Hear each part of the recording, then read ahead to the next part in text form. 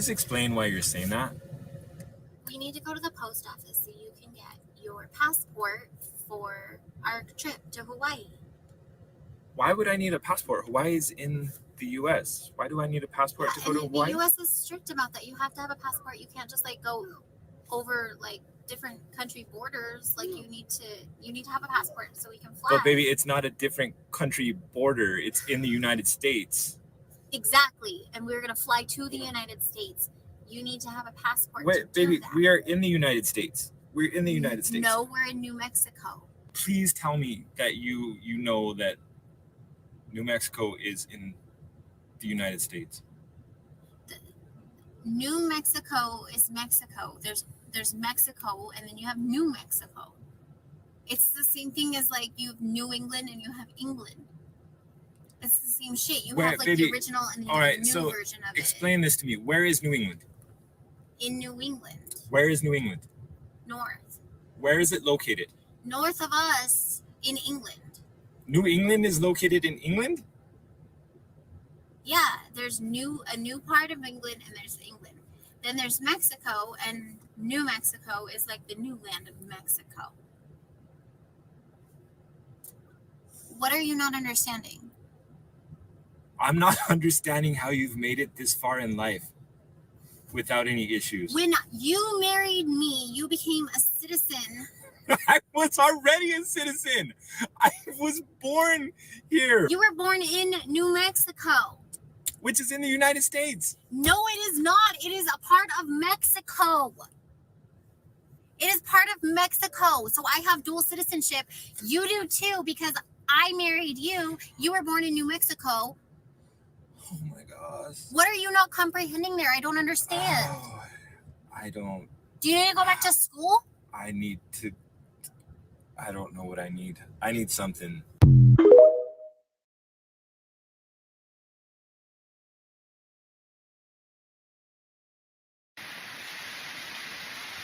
Exactly 1 year after Richmond, north of Richmond, was uploaded on Radio WV.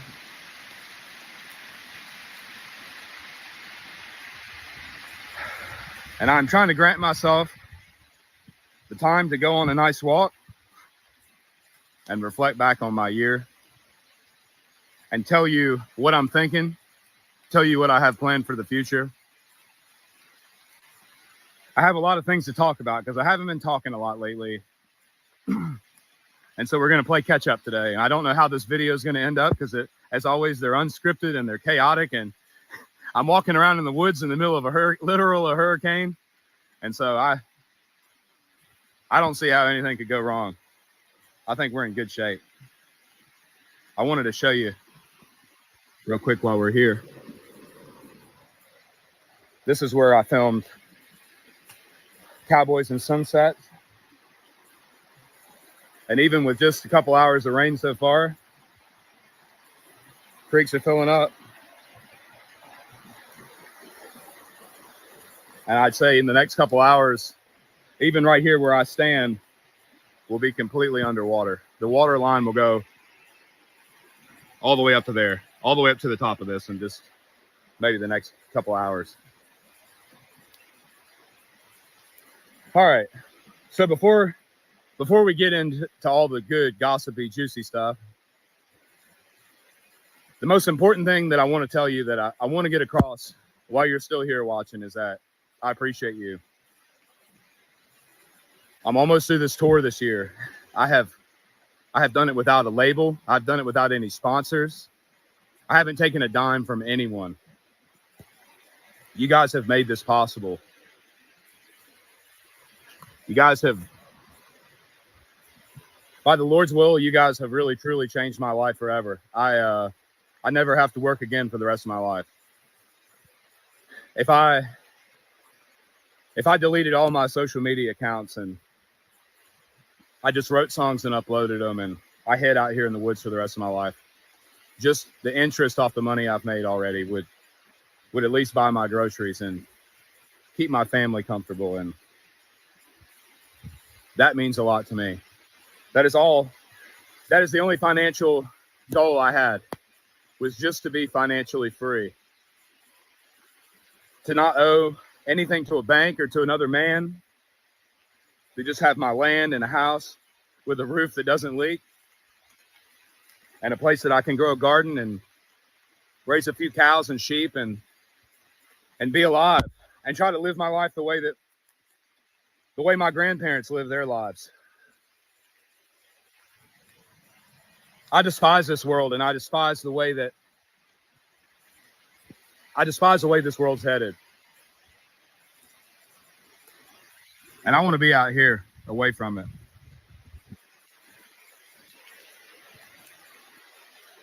And so first and foremost, thank you.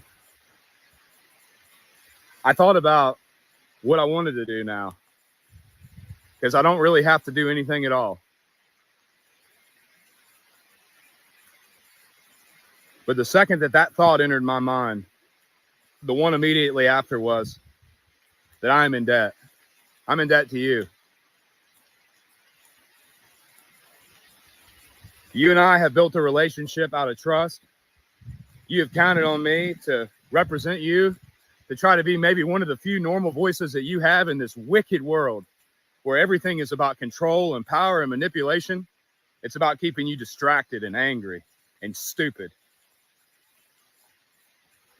And I know that if you're watching this, you most likely despise this world just as much as I do. And I cannot just delete all my stuff and run away now.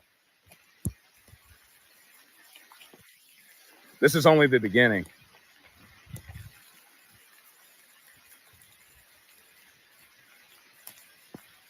I have learned that there are a lot of regular people left in this not so regular world. There's a lot of good families. There's a lot of hardworking men and women in the United States, but also in Europe and Scotland and Ireland and Norway and Sweden. And I've talked to a lot of people. I've shaken a lot of people's hands. I've heard a lot of stories.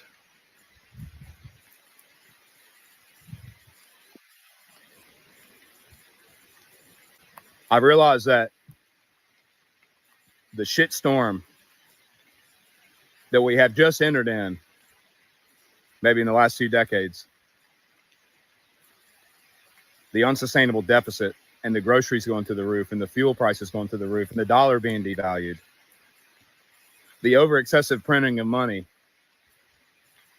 the constant psychological warfare that your kids, that your neighbors are experiencing daily through social media, through YouTube and television. And we talk about how manipulative news networks are. We don't really talk about how manipulative social media is. How artificial intelligence is making it so captivating and so addicting. It's making your brain want more and more of it. That algorithm is, to me, it is a machine of true psychological warfare. It is, I believe that it could even be argued in of itself a form of hypnotism. I've been selling my soul. And it's difficult for me to post on these platforms because although I know I need a way to get to you and I know there's a way that we need to communicate, I feel like I'm serving the machine that I despise every time I upload something on one of these platforms. I just love to see the world go back to a time where we were really living and we weren't stuck in this sort of dreamlike state that we're in. I really believe that social media and the internet in general it's almost taken some of us away from our own consciousness, from our own awareness of what's going on in the world. We truly are hypnotized. And now that artificial intelligence is creating music, it's creating art, where does it end? I think the only way that we ever return to normal is by exiting from this dystopian technological nightmare this new form of war machine that has encapsulated not only North America or Canada or Europe, but it's in Russia, it's in China, it's now in the Middle East. There's satellites going up every day. And I don't think it's a secret to anyone that the goal of all this is to have every square inch of this earth connected. And these phones, like, ever since the Patriot Act, these phones can just listen to us. It's like, and we all talk about it, and we all know it. We're so distracted. We're so lost. I'm afraid that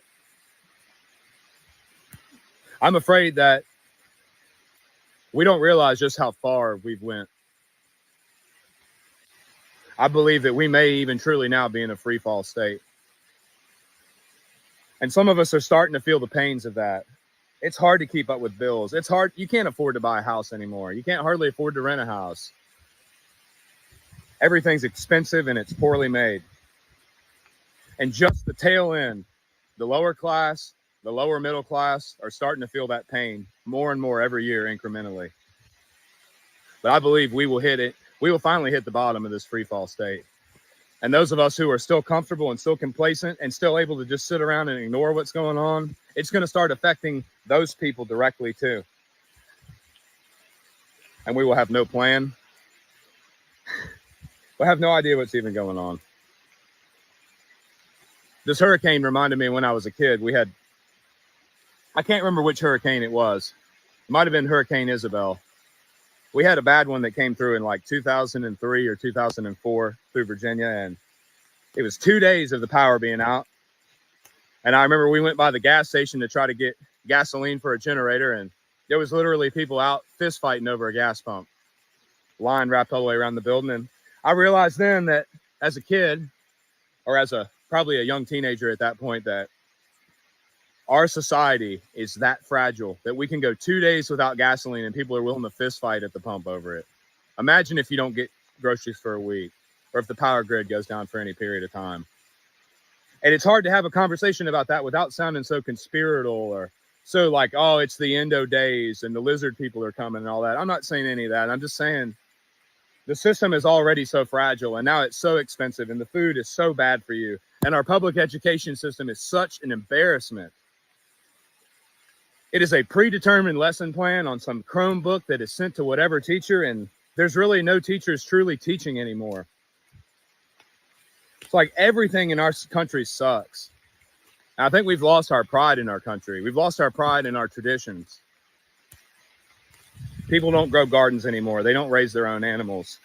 People don't really do anything for themselves anymore. Everything's just a phone call away. It's just an Instacart or an Uber ride or an Angie's List away.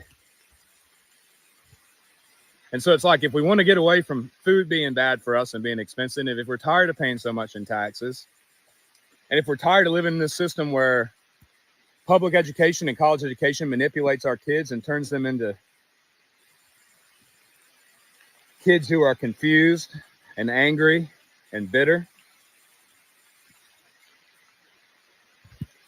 if we feel like social media is controlling us and manipulating us and making billions of dollars off of us, I feel like social media is literally creating a machine to destroy us with the money that we give it by giving it our attention every day. So not only are we weakening our minds and destroying our minds, not only are we giving up our traditions and our values, we're getting disconnected from our kids and our wives, and our marriages are shit, and our families are shit, and our households are shit because we can't stop looking at these stupid phones. And all the money that is made from our personal information that is sold and our attention spans that are given is creating this dystopian AI monster. And now cars are full of technology, and so they watch where you drive. They listen to what you say while you're in the car. They understand where you go at what time, and it's like all this data is being collected. And I'm not saying that it's being used for some conspiratorial end of the world thing, but no, it's just about control. They want to know everything you do. They want to know everything you think. We are all part of this mass behavioral study right now, I feel. So that's why it makes it hard for me to want to post on these platforms or want to be a part of this world. I just want to escape it. I just want to get away from it. I've given up on it.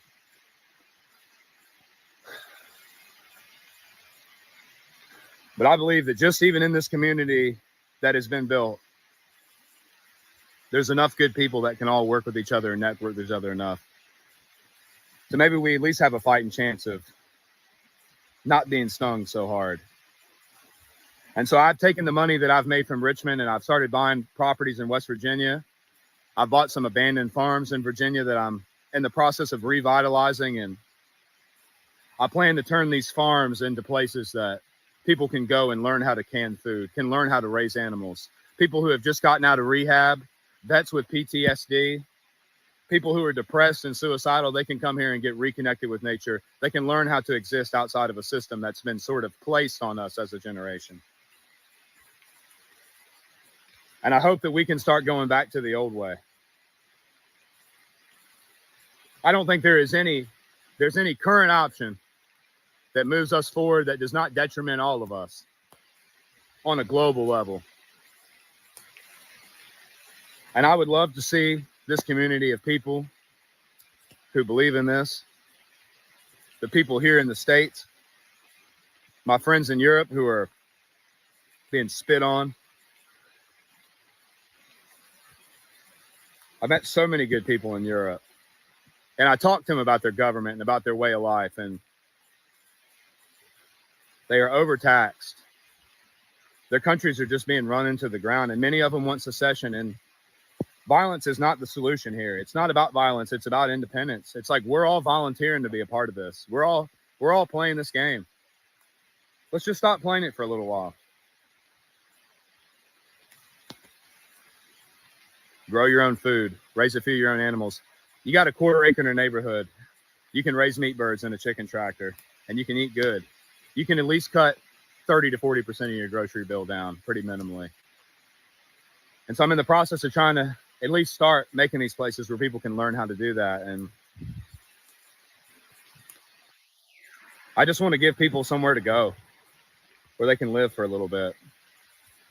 And if I'm going to make this money off of Richmond and off this tour, and I don't have any dumb shit to spend it on, like a Lamborghini or a big boat or a house in the Bahamas or any of that crap, then I might as well spend it to try to do some good and try to create something that exists long after I'm gone. That's kind of everything I've been focused on. And so the music has kind of sat on the back burner, and I've got at least 12 songs that I could stick on an album. And then I will stick on another album. It's always something in this crazy world that I'm living in now. It's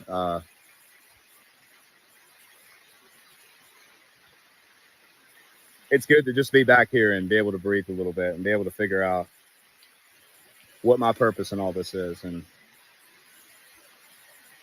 so moving into next year, I'm going to do these 12 shows in addition to all the other regular ones we do in towns that have not had music in them in a long time, in towns and in cities and counties that are in a financial deficit, that are in a population deficit. My goal is to bring positive economic impact to rural parts of this country that desperately need it, where tradition still exists, where normal people still live. We need to bring our small towns back. And so I'm going to start with 12 shows next year that are completely independent of Ticketmaster or Live Nation or an amphitheater or a theater or a stadium. We're just going to go set up a 4-wall event somewhere, maybe on a main street, maybe in an old factory parking lot. We're going to have local vendors there. We're going to have local musicians opening the show. It is going to be a community event. It's not going to be an Oliver Anthony music show. I want to start doing things that make a difference, and things that also give the fans that have been so loyal to me this year a reason to keep coming back. I don't want you to pay $12 or $13 for a beer.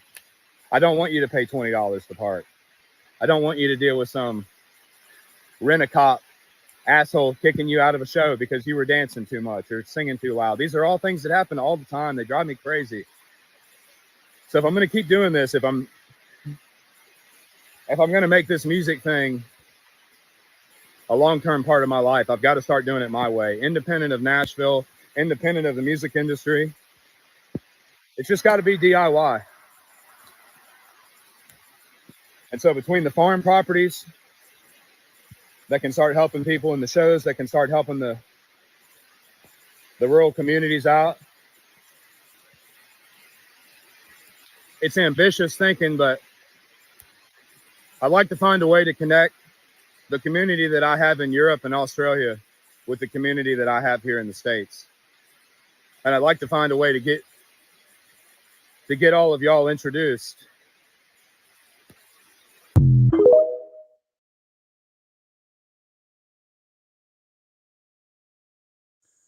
I've been selling my soul, working all day, overtime hours for bullshit pay, so I can sit out here and waste my life away, drag back home and drown my troubles away.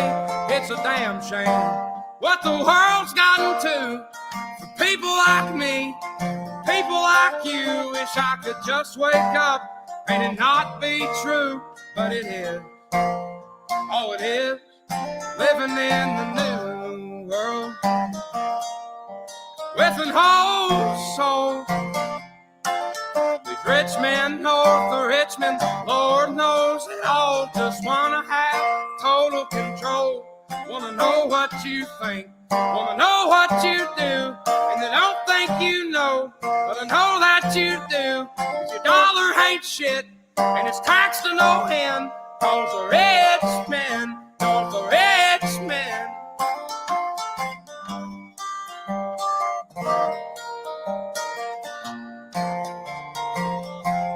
I wish politicians look out for miners, and not just miners on an island somewhere. Lord, we got folks in the street, ain't got nothing to eat, and the obese milking welfare. God, if you're 5'3" and you're 300 pounds, taxes ought not to pay for your bags of fudge rounds. Young men are putting themselves 6 feet in the ground, 'cause all this damn country does is keep on kicking them down. Lord, it's a damn shame what the world's gotten to for people like me, people like you. Wish I could just wake up and it not be true, but it is. Oh, it is living in the new world with an whole soul. These rich men north of Richmond, Lord knows they all just wanna have total control. Wanna know what you think, wanna know what you do, and they don't think you know, but I know that you do. 'Cause your dollar ain't shit, and it's taxed to no end. Cause the rich men, north of rich men.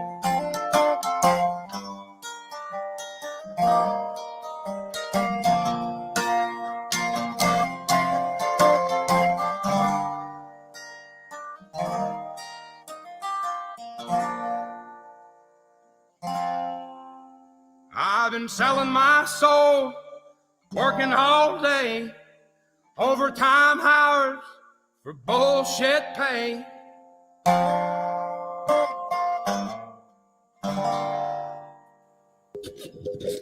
Well, good morning to each and every one of you. Oliver, I would like to thank you for that song, because that was the beginning of an awakening for a lot of different people. They realized that somebody understood where they were coming from. They understood that somebody saw the same things that they saw. Yeah. I got another one I want to share with you right here at the get-go. And it's this one right here. God chose you. You may not want to hear this, but you're poised to be the trailblazer in your family, achieving milestones never before seen. However, This journey demands your complete and unreserved dedication to God. The struggle has been intense, not by coincidence, but because the enemy, Satan, strives to veil your true potential. His tactics have been to overwhelm you, sap your energy, and fill your mind with falsehoods. Yet remember, the devil's words hold no truth. Today, God is ready to infuse your spirit with an undeniable truth. Through Christ's strength, there is nothing you cannot achieve. As stated in Philippians 4:13, I can do all things through Christ who strengthens me. No matter the chaos in your life, you are destined to shatter the chains of generational curses in the mighty name of Jesus. You are not meant to be a mere statistic. You are to embody the magnificence of God's glory. Your purpose will no longer be a mystery. Today marks the beginning of your spiritual enlightenment, right where you are. Embrace a daily affirmation of yes to God in every thought and every aspect of your existence. He will elevate you to heights so astonishing that those from your past will hardly recognize you. I stand before you as proof of His transformative power. I pray for your endurance and for the strength to persevere. Drop an amen if you have God in your heart. My blessings come from the grace of God, and please follow me so I can share it with you. Leave us a follow for more videos. God bless. All right. Just a reminder, we're not alone. We're not alone. We're not alone. We're not alone. You know, we have so many things going on in this world, and half the time we're just trying to figure out where in the heck do we stand in all of this? Where, how do we find a semblance of a direction, a path, moving forward that will ensure that every step we make is the right step for the right purpose. I'm getting there, guys. Bear with me. I'm just trying to get to the beginning of the feed. Yeah, I got a lot to put in here today. A lot. I'm telling you, a lot of stuff I was going through last night, and I spent some time shouting at the Lord last night. I do. I walk out in the field and I just kind of let loose and speak my mind and say, I don't hold anything back. I just put it all out there. Okay, that's where we left off yesterday, but there was a couple in there that I wanted to share. Here is one. Okay, this was put out by Declaration of Memes. U.S. ranchers have raised $300 million to build their own meat processing plant, confronting the powerful four corporations who control U.S. beef. And I think that that's amazing. We've been lucky in knowing that we've been doing some stuff with Lightning Springs Ranch, with Donovan Lamb and the Lamb family, which has been very beneficial for everybody. We've done a couple of giveaways, quite a few giveaways of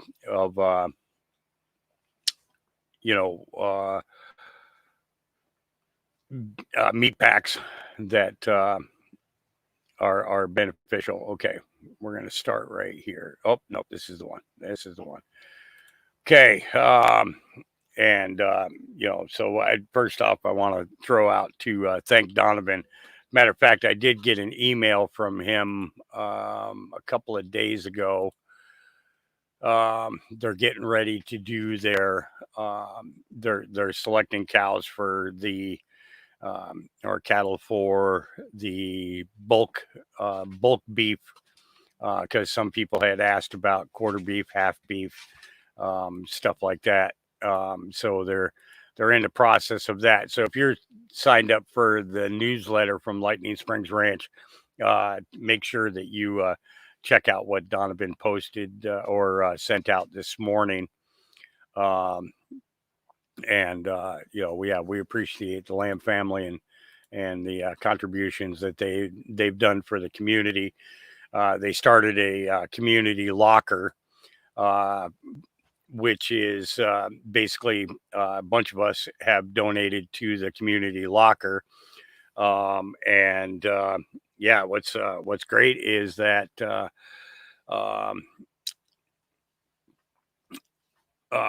we can throw in $5, $10 or whatever. And then when somebody doesn't have enough to buy anything, they just fill out a form on the website, and they can get meat sent to them at a reduced cost, because a bunch of us have donated to do that, and Lil, yeah, you're 100% right. They lied about raw milk. Raw milk is the way to go. I get raw goat's milk for the puppies. And that's been beneficial. The puppies have been extremely healthy because of it. The enzymes and everything that are in it, in raw milk, help to fight off disease and stuff like that. Goat's milk is probably the best way to feed kittens and puppies and stuff. So and for babies too. I digress. All right. So I got a couple of posts from this young man that I'm going to play for you. This is the first one. The second one we'll get to will come up later in the feed.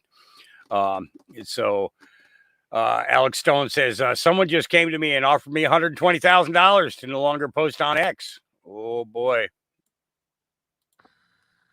Ladies and gentlemen, I just received a message on X this evening from someone who is offering me $120,000 to be silent, to stop speaking on Twitter. I'm just going to say that's absolutely not going to happen. I don't care who you are. I don't care what money you have. I will not be silent. I will stand strong, and I will stand for the truth. I believe this very clearly, that the truth will set this country free. And I'm not going to be silenced by any dark money so I can stop sharing that truth. I don't care who you are. I don't care what money you have. You will not stop me from doing what God has called me to do. Amen. Let it be so. Your will be done. However you want to put it. All right. The Clinton cocaine cartel. Now, we've talked about this a couple of times in the past. We haven't really gone into it deeply, but we knew about it, sort of. Here's a little bit more about it. In 1982, cocaine trafficker Barry Seal set up one of the largest drug smuggling operations in the United States in Mena, Arkansas, under the approving eye of Governor Bill Clinton. Barry Seal was a drug smuggler. Now, he tried to set it up in his home state of Louisiana, but they wouldn't let him. He had to come to a state that had a sleazy governor hooked on cocaine. There were $100 million a month in cocaine coming in and out of Mena, Arkansas. They had a problem. They were doing so much money in cocaine, $100 million. You create a problem in a little state like Arkansas. How do you clean $100 million a month? For about 2 months, I watched accounts accumulate money. At the end of the month, they zero balanced. They're laundering drug money. In addition to the operations at Mena, small clearings in other parts of the state were used as drop points for money and cocaine. They had special cargo doors installed on the side without FAA permission, so that these doors could be opened in flight. They'd pull in, slide back, and the cocaine could be dropped out the side in flight. I snuck around, crawled through the bushes, thinking that I'd really have to hide to see them unloading the dope. Didn't have to. You could walk right up to the airport and they'd unload it right in front of you. They didn't care. Clinton had integrated a number of corrupt cops, judges, and politicians into high-level positions to ensure the continued success of the drug smuggling money laundering operations. For 15 years, I did not encounter anything like the corruption which I encountered after the Mena investigation. And all of this drug running, all of the trafficking of drugs, sending them all over the nation, came out of Little Mena, Arkansas. right under the nose of little Governor Billy Clinton. Bill Clinton controlled the legal system. He controlled the judges. He controlled the attorneys. He controlled the banks. It's just a small state, a one-party state. What tends to happen in small states like that, I think, is the longer the person remains governor, that I think the greater the abuses are. And the Clintons were nasal deep. They were nasal deep. All right, confronting the mayor of Dallas. Alex Stein is, boy, this kid is going to get himself in big trouble one of these days. But keep going, kid. Keep going. Yo, what's up, Mayor Johnson? It's a pimp on a blimp. And I'm here because I'm really disappointed with our city. I know recently you spoke at the RNC, and it's funny they let you speak there because it's obviously you're a Democrat and you're faking that to try to gain political support to run for a higher office than mayor. So you're a fraud, just like how you cheated on your wife and you got caught on the doorbell camera. Remember that one in your divorce proceedings? Remember that one? So you're a con artist, just like you con the mother of your kids, and you want to be a Republican, but now those kids are being raised by a single mom. Another statistic, right? So let me tell you something. This is why I'm frustrated with the city, because you have the audacity to go speak at the RNC after Donald Trump was almost assassinated. And we had Arturo Martinez, a sergeant of the Dallas Police Department for 14 years, saying that he should have aimed better. Thomas Brooks, the assassin, should have aimed better. I think that's pretty disgusting that our police force, some of the highest people in the police force, the sergeant, says it's okay for a president to be assassinated. Cops aren't supposed to have political viewpoints, okay? I'm all about the First Amendment, but not if you're a sergeant calling for the assassination of a president. And I don't know if you know your history very well, but we're in Dallas, Texas. You know, something really bad happened here with a president. May I remind you, JFK. So I don't think it's very funny when you have sergeants of our police force that think it's okay to say that a president should have been assassinated. That's disgusting. And that reflects on you because you have low moral character. Look at our police force. Look at the Dallas Police Department. Amanda Geiger, what did she do? She walked into Botham Jean's apartment, blew his brains out. So we have a police force that has some serious issues. And you being the mayor, you're in charge of that, buddy. So now you want to be a fake Republican. That's cool. But you were the first one to make us wear masks. You were the first one vaccinated. I'm not going to forget that, okay? I know who you really are. And you're trying to placate us. That's not going to work with a pimp on a blimp. So I'm going to call you out. Just like you cheated on your wife, now you're trying to cheat on the Republican Party. It disgusts me that you're trying to do that. You have no integrity. You lean on the black vote. Imagine, I'd like to see you put on a MAGA hat and go to South Dallas. Would you ever do that, Mayor Johnson? No, because you're a coward. That's why. And then let me tell you something. It takes a lot of guts to come up here and call it the Dallas Police Department. You can smirk and laugh all you want. You think it's so funny that your police department is calling for the assassination of a president. That's so funny. Get that on camera. That's so funny. You got that little smirk on your face. Well, I'm not a bitch ass like your bitch ass. You understand that? You can leave now. We don't get to use that language here. Okay, I can say you whatever. You can escort him out now. Thank you. Thank you. Your next speaker, Monty Bennett. He's right. He's not holding back, and he's not wrong for what he's saying. He's not wrong. He's 100% accurate. All right, I'm probably going to pronounce his city name wrong, but last night in Croydon, I think it's called, counter protesters to the imaginary far left turned out in force. Of course, there were no far right thugs anywhere. So instead, they trashed their own community themselves. Please help me make sense Why of are they it. trashing the place? This is the only place in England today I've seen getting trashed. What is going on? So confused. Why are they trashing the place? Yeah. But haven't we been seeing that everywhere? Right? In Minneapolis, what community did the blacks burn down? The blacks community. In Ferguson, whose community did the blacks burn down? The blacks. We're seeing the exact same pattern. The exact same pattern. And it's a shame. It really, really is. It really is. All right. This is a flashback for you. Minnesota State Representative Harry Niska calls out the Democrats and Tim Walz. Here we go. We heard no good reason not to close the loophole to potentially open the door in some future case that someone could argue there's a protected class for those adults who are attracted to kids. No good reason. We did hear, and I will grant Representative Finke, we did hear good reason not to have it in the sexual orientation definition. I will grant that. I understand that argument. But we voted 126-0 to solve that problem in a different way. And there was no good reason given on this floor as to why we can't do that.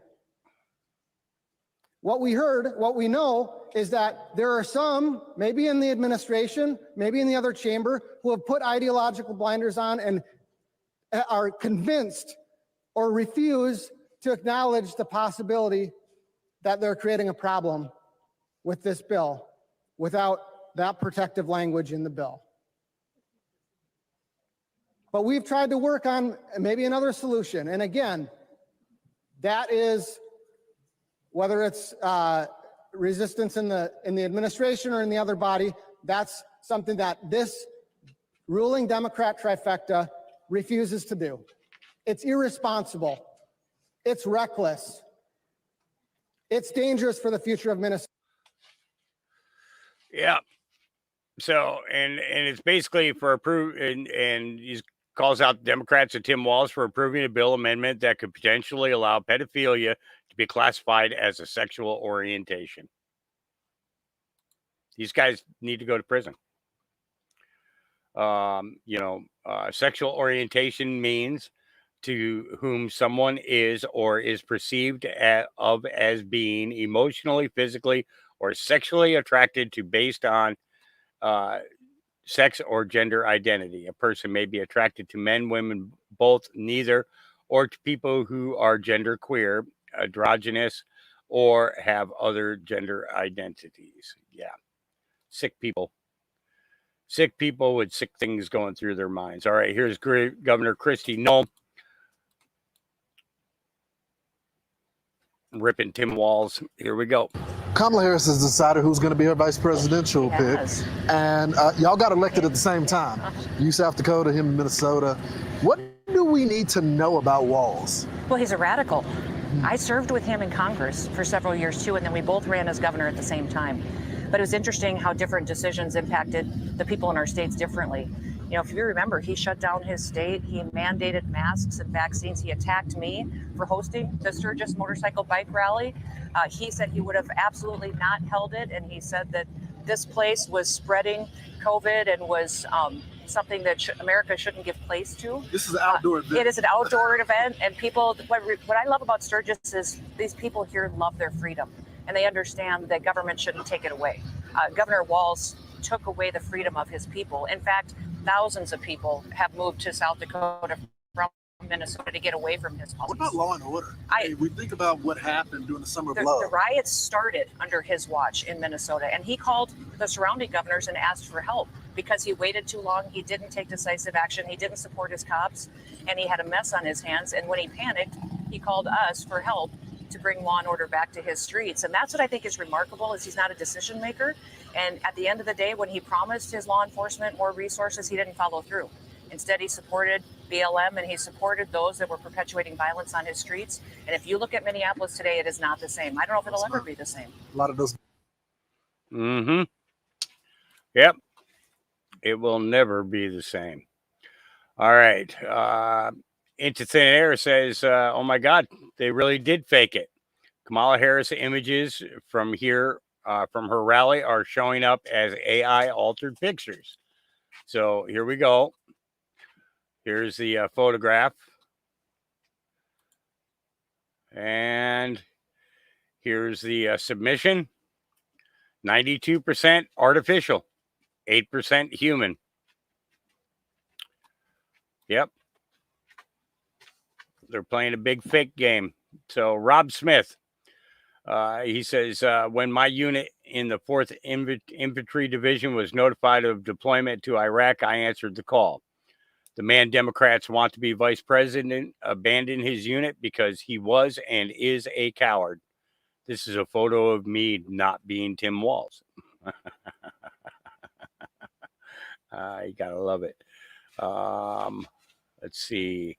Boy, these screenshots are inconvenient.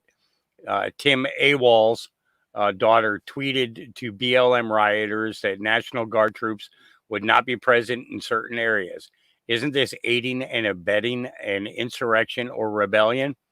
How involved was her father in coordinating this? Investigate. Now, I want to pull this up, and we're going to make it bigger. Okay. Could someone who actually has followers relay to the masses that have gotten National Guard trending that the Guard will not be present tonight? There is a lot of misinformation that is further spreading fear and chaos at the scene of the protest. She went on to say the Guard cannot be sent in within minutes. It takes time for them to deploy because they come from all over the state. To be clear, the National Guard will not be present tonight. And she was responding to Sean Lim, urgent, if you're at protest, get out now. National Guard and SWAT en route. They're almost here and will be using city buses to arrest everyone. As many people as possible. Get out, everyone. Screenshot, retweet, and share this. Just because someone asked for something doesn't mean it's happening right away, says Hope Walz, or even happening at all. I don't know about SWAT, but what I do know is the Guard will not be present arresting people tonight. Yeah. So his own kid was in on it. Yeah. All right. See, the Gateway Pundit says Governor Glenn Youngkin puts Virginia into play, announces sweeping election security measures to protect legal voters. Every legal vote deserves to be counted without being watered down by illegal votes. So it's good to see that. All right. This is a rather long one.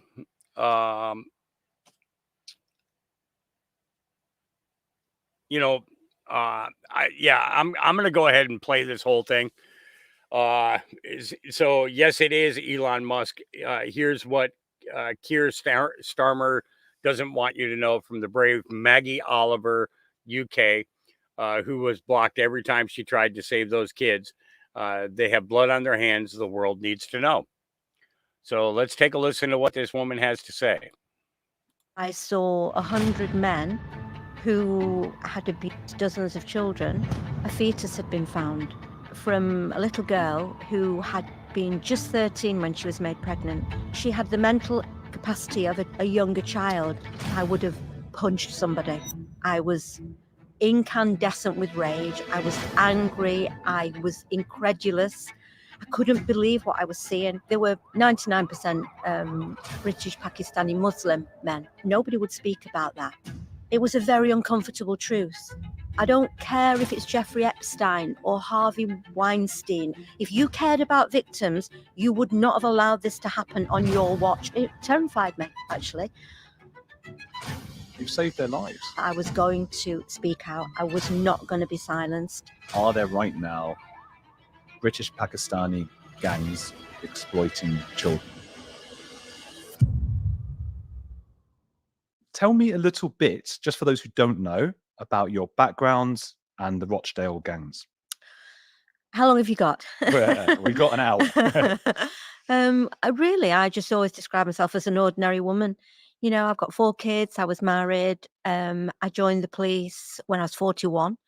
So I was an older recruit, if you like. And I think that's probably what made me different, that I had a very, some would say, overdeveloped sense of what was right and what was wrong. But when I'd got a kind of a rich life before I joined the police. I traveled a lot. I went back to university when I was 37. I was quite confident. But I believed that when I joined the police, I was joining to make a difference, to do the right thing, to protect the vulnerable. And when every police officer swears an oath of attestation, and in that oath, you promise that you will uphold the law, that you will protect the vulnerable, you will do it to the best of your ability. And really, that's what I thought I was doing. And I was in the police for 16 years. And it was only really my first concerns were when I worked on a case in Manchester in 2004 and 5, where I saw 100 men who had abused dozens of children, that we knew their identities, their car regs, their phone numbers, and about 3 dozen children, most of those living in care homes, from the age of 11 up to about 15. And we had a big operation called Operation Augusta. And I worked on it for about a year and a half. But my husband was terminally ill, and I went off work he died in July 2005. I went off maybe 6 weeks before he died. And when I came back to work after he died, that whole job had just been buried, completely died a death as though it had never existed. And I couldn't understand how that could happen. But I had no paperwork. I'd got, 4 young children, 2 still at school. I was in a mess. I'd been with my husband for 30 years. And so I tried to get answers, but I hit a brick wall, really. And uncomfortable as it was, there was little I could do because I didn't have any paperwork. I didn't have any evidence. The computer system had been closed down. So it was my voice against the machine, if you like. But I didn't work in child protection, Andrew. I worked in serious crime. I worked in the major incident team. So I went back to my normal duties. I worked on gang-related murders and shootings. I did kidnappings, witness protection. I loved my job, and I was really good with vulnerable people. And so 5 years later, I was approached and asked to go on a job in Rochdale, which was identical to the job in Manchester in 2005.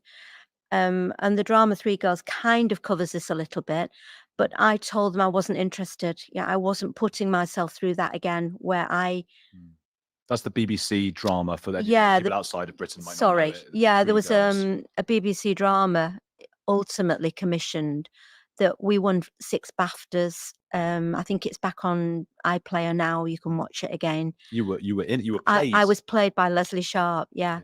And that drama actually very clearly explains what child sexual exploitation is. It explains what grooming gangs do. What it didn't do was focus on the failures of the police, on the Crown Prosecution Service, on what I would consider corruption and gross criminal neglect within the agencies that are meant to protect children. So if I roll back to the start of that job, it became known as Operation Span, and I was asked to join it. Now, I was approached, and the first thing I was told was that there'd been a routine property review in Greater Manchester Police property system, and a fetus had been found. And that had been seized 2 years previously from a little girl who had been just 13 when she was made pregnant. She didn't know that the police had seized it. They'd never told her. They'd never told her mum. They'd not had any consent. And yet they knew that she was being sexually abused by a gang of men. They needed DNA from that to prove who had made her pregnant. So because of my skills with vulnerable people, I was asked to go on to that job to bring on board not only that little girl who was called Ruby, that's her alias. Okay. That's what she was referred to in the drama, Three Girls. Would I approach Ruby and her family, tell them that we had a fetus, keep them on side and ask the family, could we would they cooperate with an investigation and help us to prosecute the abusers? So that was a big ask, because that family wouldn't even let a police officer through the door. And that was because 2 years previously, they had already spoken to the police and social services. They didn't know about the fetus being seized, but Ruby's sister was called Amber. And as a 14, 15-year-old child, she too had been horrendously abused. But then at the age of 15, she was accused of being some kind of a madam, and had been arrested.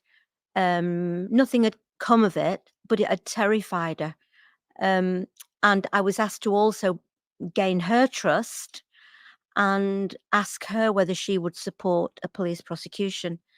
So because of my experiences earlier, I was not prepared to go on that job.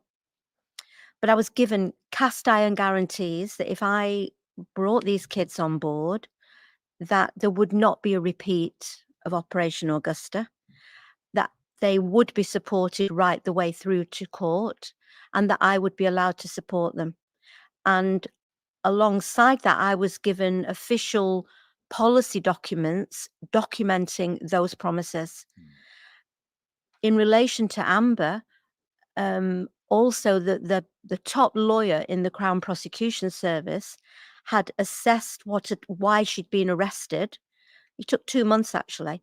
And at the end of that period of time, he said she should never have been arrested. She is a victim in the same way as all the other children. And with those guarantees, I agreed to go on that job.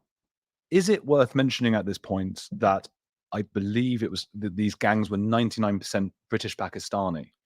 Yeah, they were 99% British Pakistani Muslim men. There were one or two, like Afghanistani. But at that point in time, nobody would speak about that, because it was a very uncomfortable truth. And I don't think we talk about it very much now, but I do think that there is an acceptance. I don't think it can be avoided anymore, that this particular kind of sexual crime, grooming gangs, is predominantly Pakistani Muslim men. Now, I hear them frequently referred to as Asian grooming gangs, but I know that that's not true. You know, they're not from Thailand. They're not Sikhs. They're not Hindus. They're not from Japan. You know, they are predominantly Pakistani Muslim men. So, I mean, even this last week, I've had an email from a Sikh man saying that that community are really upset that these gangs are referred to as Asians. So, but the authorities tiptoed around that fact. And I do think that was one of the reasons why this problem was allowed to evolve and go unchallenged for perhaps 20 years, if I'm honest. But my take on that always is that for me, this has always been about protecting children. And I don't care where an abuser comes from. You know, I don't care if it's Jeffrey Epstein or Harvey Weinstein or a priest in the Catholic Church. The law in this country says you cannot have 40, 50, 60-year-old man cannot get a child of 11, 12, 13 drunk out of their head and then have sex with them. That is rape. And the law says that is unlawful. So for me, it was simple. We had the evidence. I mean, even with Ruby, we had a fetus. We proved who had got her pregnant. Ruby had special educational needs. She had the mental capacity of a younger child. And she gave multiple interviews on video to me, naming multiple abusers. At the end of the road, even in relation to Ruby, that man was never charged with rape. He was charged with conspiracy. He was out of prison in less than 4 years. Ruby didn't know he hadn't been charged with rape. He was allowed to go back to Rochdale where these crimes were happening. And she bumped into him in the local supermarket, not even knowing he was out of prison. So those things really made me angry, made me ashamed to be a police officer. And it was the second time I'd seen this happen. And I thought, it made me very, very ill, actually, because I couldn't make any sense of it. For me, it was simple. You had if you just simplify it to Ruby, because your listeners, I can't go into everything. Sure. It's really complicated. But I did write a book called Survivors. So if anybody really wants to understand the full complexities of it, it's all written down in there. Well, briefly, should we just say roughly how many children were involved in this Rochdale grooming gangs?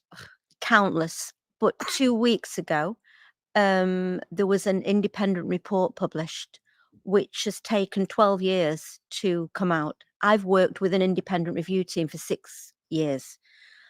That report 2 weeks ago officially found that there were almost 100 abusers, again, that there were in excess of, I think they said 76 children.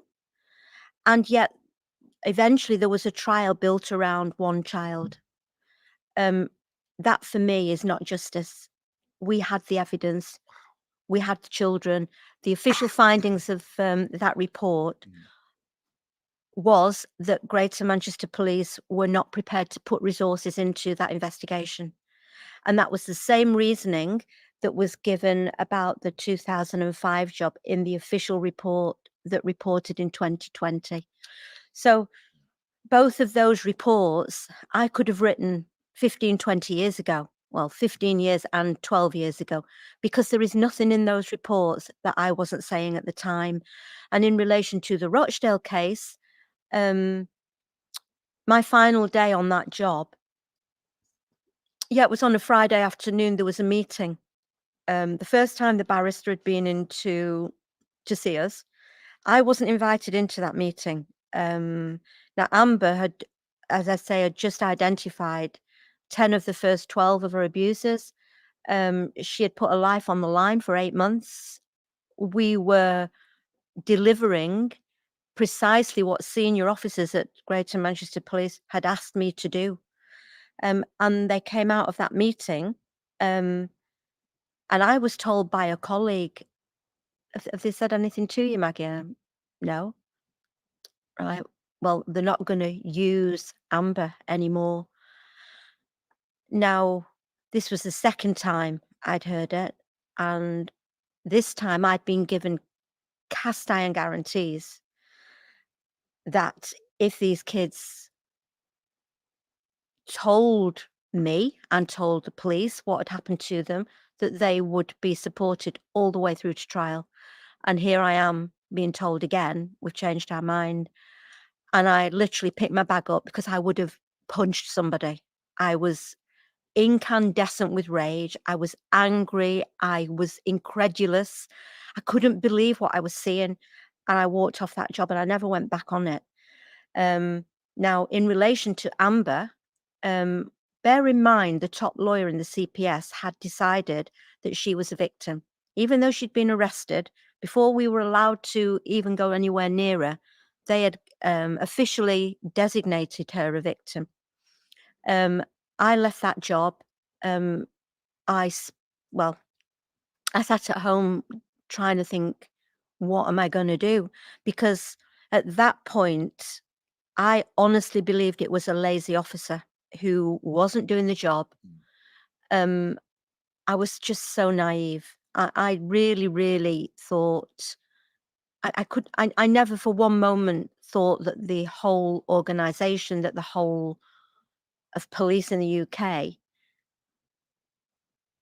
had made a conscious decision that this is how these cases would be dealt with. I mean, the last 12 years have been an education for me. So what's behind this? Are we dealing with people who are sort of afraid of offending minorities, or are we dealing with potentially people who are friends with the bad people who are infiltrating the police?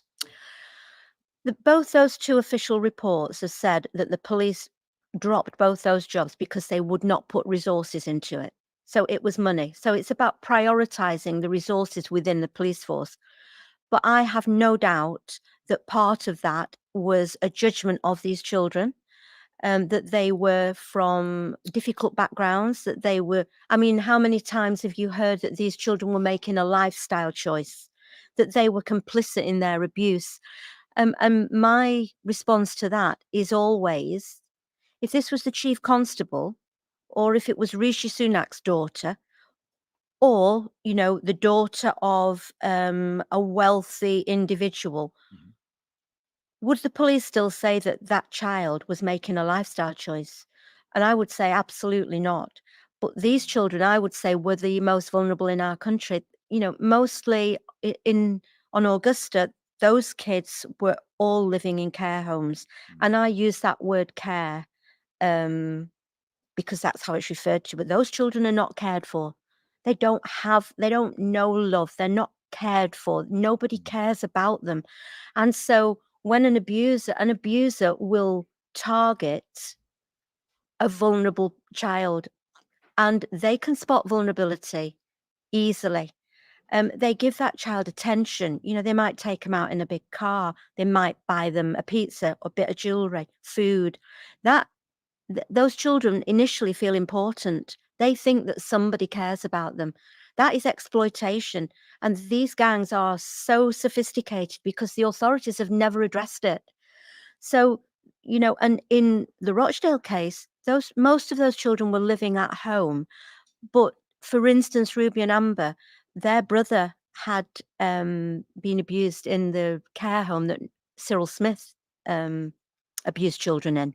Right. And the brother had actually met his abuser in the street. He was working for the post office many years later.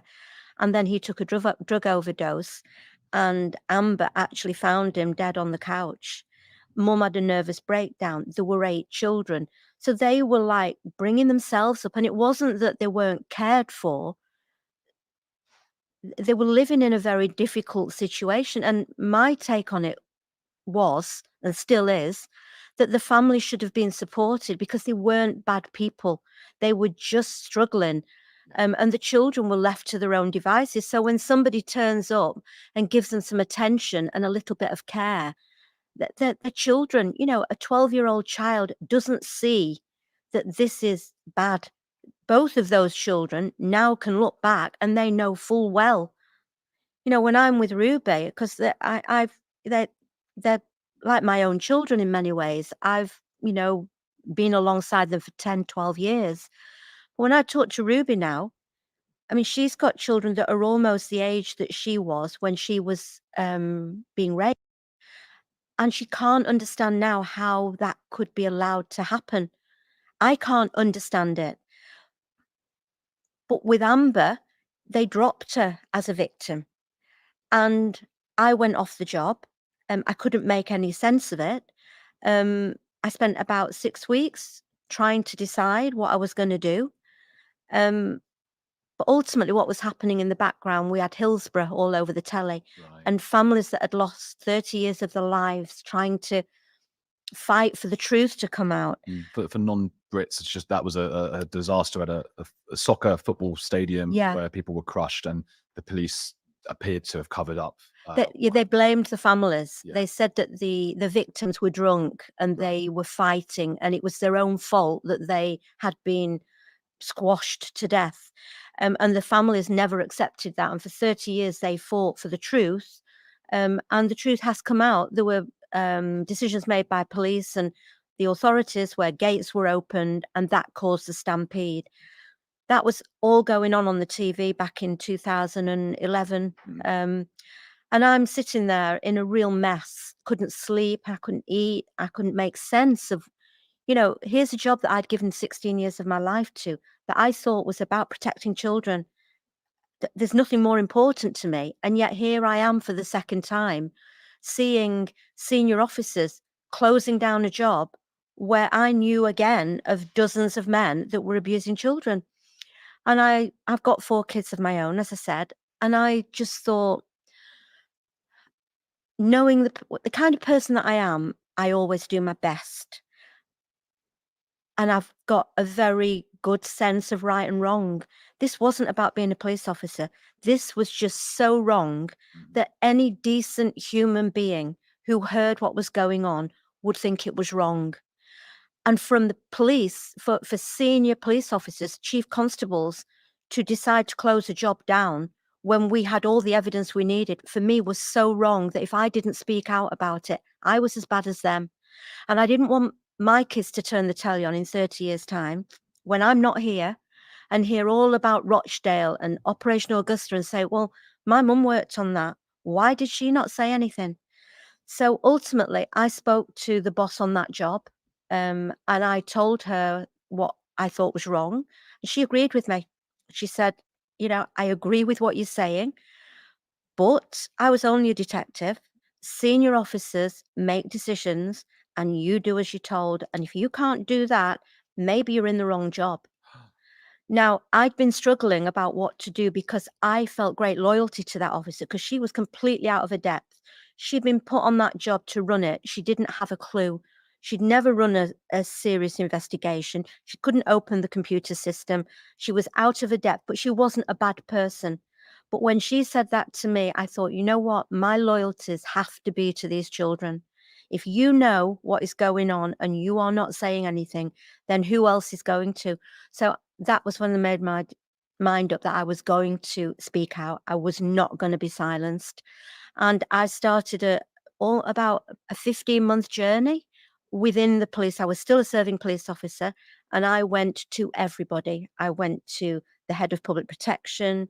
I went to the chief constable, head of serious crime, the Home Office, the IOPC, a lawyer. Nobody wanted to hear what I had to say. The chief constable basically said he wouldn't meet me.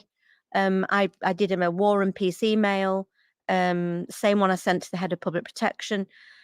Just didn't want to know. If lessons have to be learned, we will learn them. Thank you very much for your interest.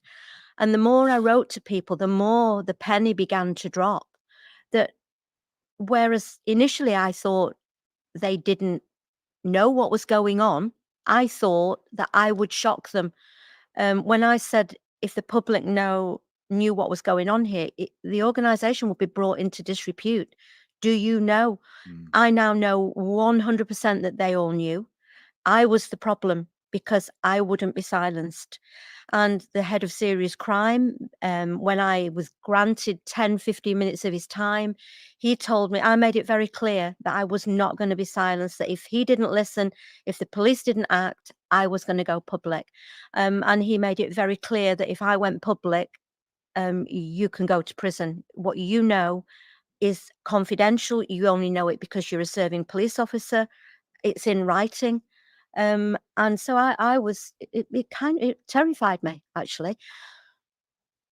But I still felt somewhere inside that if I didn't speak, nobody would. And once I'd faced my fear and stepped outside the organization, I was on the outside.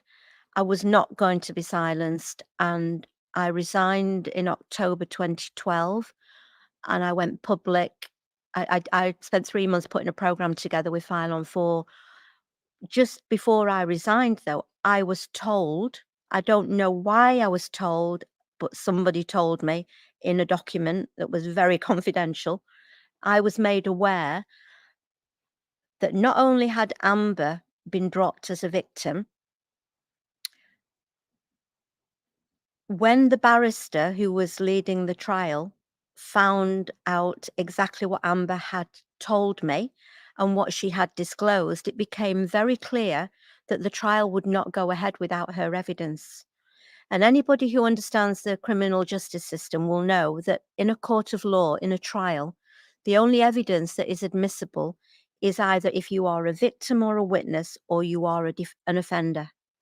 And so the only way of getting Amber's evidence then into court, because she'd been dropped as a victim and it was too late to bring her back, was to secretly add her onto the indictment as an abuser. Oh. So they never told her. Because of the accusations of her being a madam. Yeah, so they portrayed her wrongly, and the report 2 weeks ago categorically says that that was wrong. I knew it was wrong from day one. Anybody with any ounce of decency would know that was wrong, and that the police and that the Crown Prosecution Service would stoop to those depths secretly, and the reason was and I'm quoting, a tactical option to get her evidence into court, for me is inhumane. It is wicked. It is the worst thing I have ever heard. So they secretly added her onto the indictment. They never arrested her. They never cautioned her. They never gave her legal representation. They didn't tell her. And all the evidence that she had shared with me as a victim in video interviews was then used in court to prosecute the abusers, but they added her onto that gang of abusers as one of the conspirators, even though she had been through exactly the same as all the other You victims. must have felt. How did you feel? Sick. I still do. Sick to my stomach. And I was obviously I was told I couldn't speak to them. Right, yeah. So I you couldn't would- even I explain couldn't it. even. So they must have thought you'd betrayed them. They were told that I'd lost the plot. That they were told they mustn't contact me, and I thought I'd abandoned them. So virtually the day after I resigned, I went back to that family. It was 15 months after I'd spoken to them. They wouldn't let me through the door because they thought I'd just, I'd used them and I'd dragged them in. But they did let me in, and I explained what had happened. And I also explained to Amber, you were put on the indictment. Bear in mind, this is 6 months after the trial. And she just went white, and her mum. And then the penny dropped, and she said, oh my God, now it makes sense. She said she just had her first baby, and the baby was a second baby. The first baby she'd had just before I met her. Now she'd got a second baby that had been born about 2-3 weeks before I'd gone back. And when that baby was born, because she'd been named on the indictment as part of the grooming gang, as an abuser, before that baby was born, or when the baby was born, social services had turned up at the hospital and they had tagged the baby, and they wouldn't let her take the baby out of the hospital. 3 days later, the matron said, we need the paperwork to keep this baby here any longer. They didn't have any paperwork. It was an unlawful kind of imprisonment of her and her baby. It went to court, and they tried to take her kids away from her. But I went and got lawyers then, and we fought because it was all complete and utter lies. It took a year, but she kept her kids. I have no doubt that had I not gone back, they would have taken her kids away from it based on a pack of lies. And I have no doubt that she would have committed suicide. She is a great little mum. And I know I was ashamed of my part in gaining their trust, but I have done everything I could to put it right. And It wasn't your fault. it wasn't my You were fault. made But complicit without yeah, knowing. it wasn't my fault, but I felt a real sense of responsibility. But I love them. I love them dearly. They're hard Saved their work. lives. You've saved their lives. Well, they are, they know my kids, I know their children, and we've traveled this journey together. And I have no doubt that without me standing up to be counted, they would have had their lives destroyed. This issue would have been buried because nobody even knew that job had existed. So I lost everything though I resigned from the police. I lost my income. I lost my career. I lost my mental health for a long time. My last day at work, I was unconscious on the floor because I was so ill and I couldn't make sense of it.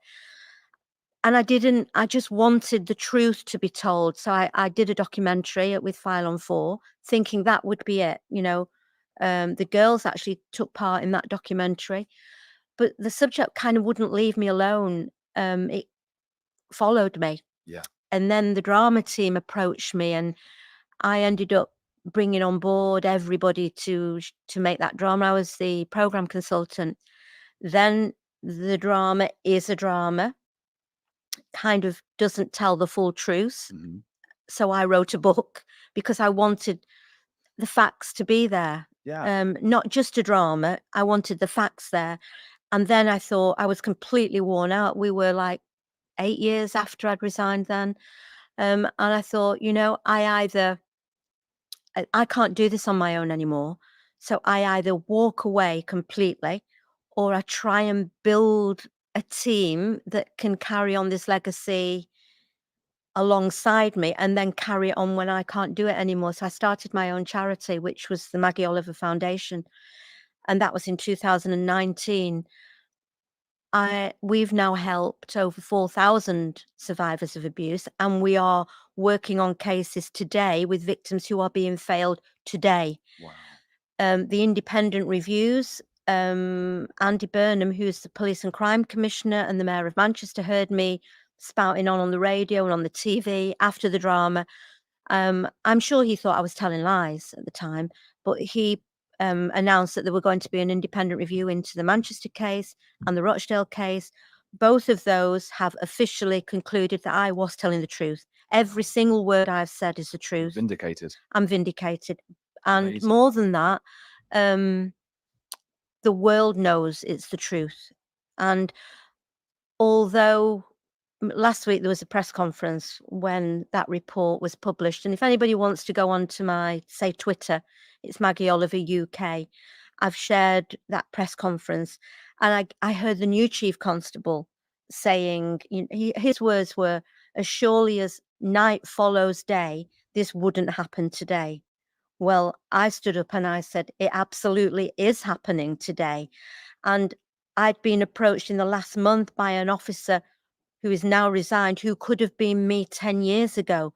So don't come with all that.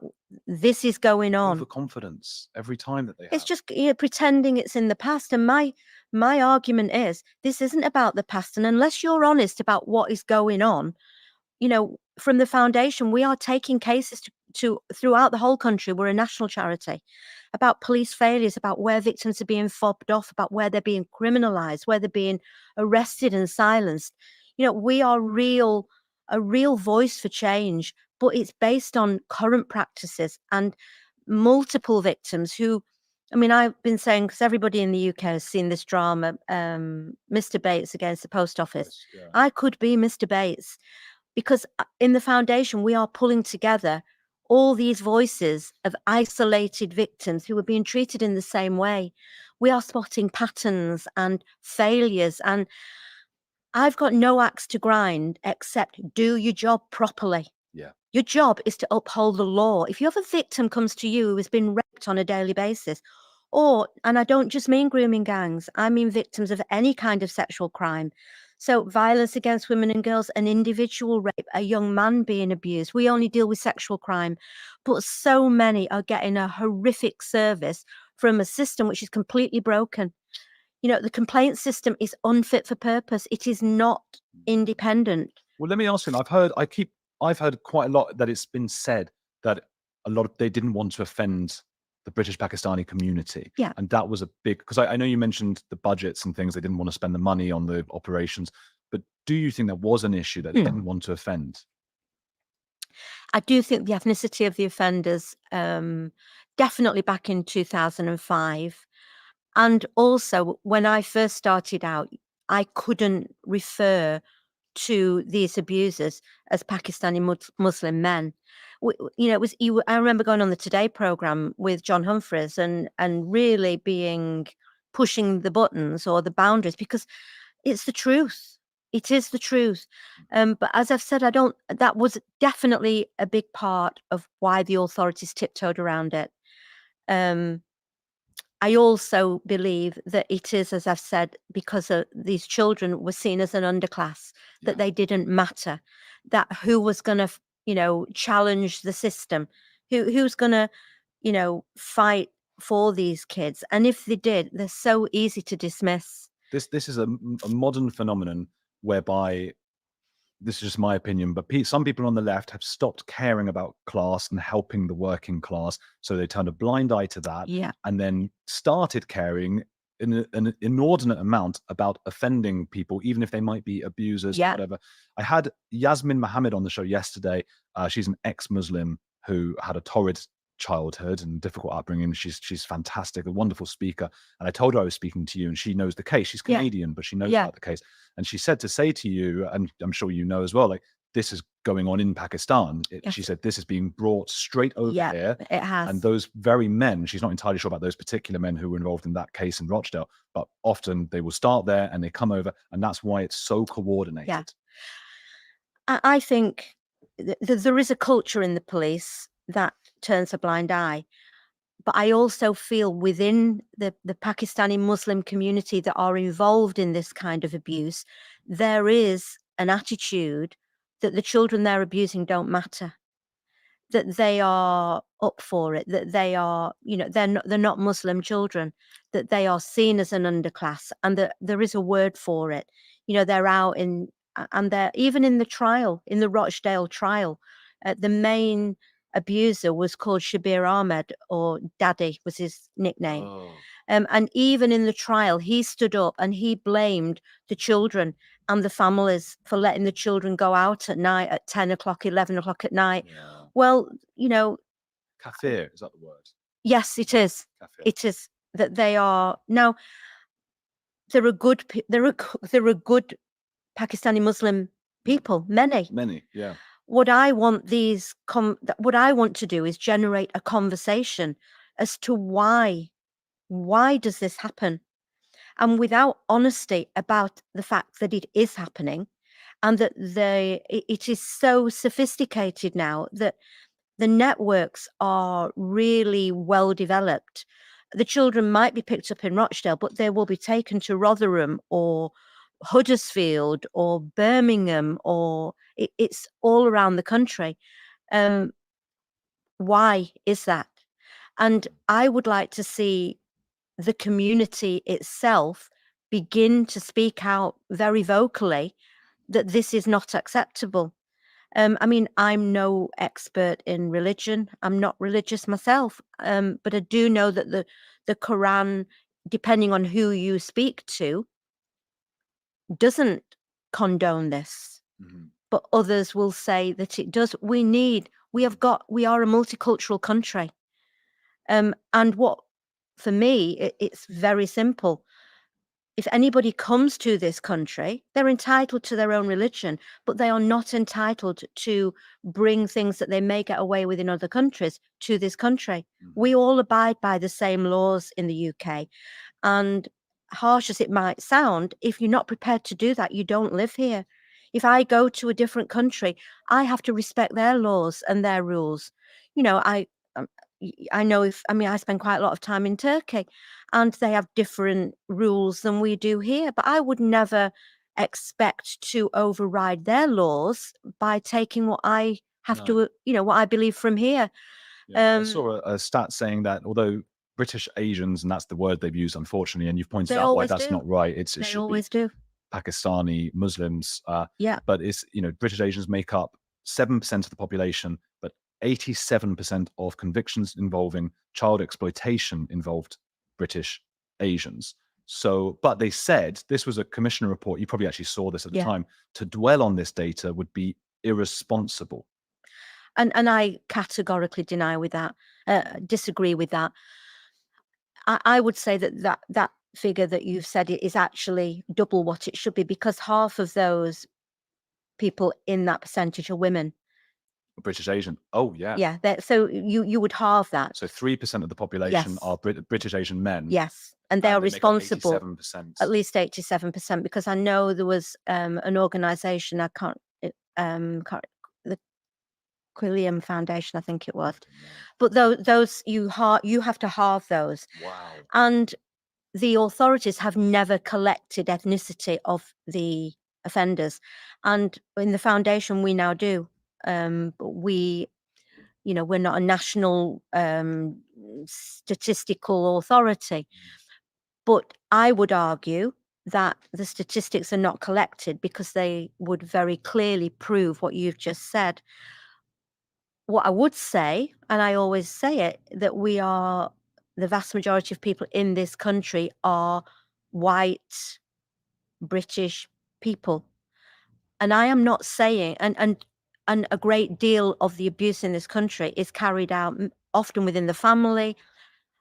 But if you look at this particular kind of crime, which hasn't been addressed properly by the authorities, it is indisputable, in my opinion, that that is the makeup of the offenders. And I want to see a national conversation about it, an honest one. And I want to know reasons why we don't address it. And we have to. You know what it reminds me of? I don't know if you were aware of at the time, or maybe you were on this particular thing, but there was a Channel 4 documentary about 20 years ago that looked into the mosques around Britain and the hate speech, basically calling for the death of Jews and homosexuals and anyone who was kafir, that kind of thing, calling very aggressively for that, which is, I believe, illegal, that kind of trying to rally people up to murder others. And when that was brought to the attention of the police, I think, tried to sue Channel 4, or at least would criticize Channel 4 for releasing the documentary because they said it would interfere with relations in the community. I wonder if when I started out on this journey in 2004, it might be the same documentary you're talking about, but there was a documentary on Channel 4. It was part of the Dispatches program. Right. And it was called Edge of the City. And a documentary team were shadowing a social services team in Keighley in South Yorkshire. And as part of that, it was for many months. And as part of that documentary, they discovered this particular problem, that the community had been fighting to have this addressed by the police. Anne Cryer was the MP for Keighley. She brought it up in Parliament, and nobody wanted to hear about it. Now, when I joined Operation Augusta in 2004, I now believe, well, I know the reason that investigation was put together was because we had a little girl called Victoria Agolia, who had been horrendously sexually exploited and abused in Rochdale. And she was given a drugs overdose by one of her main abusers.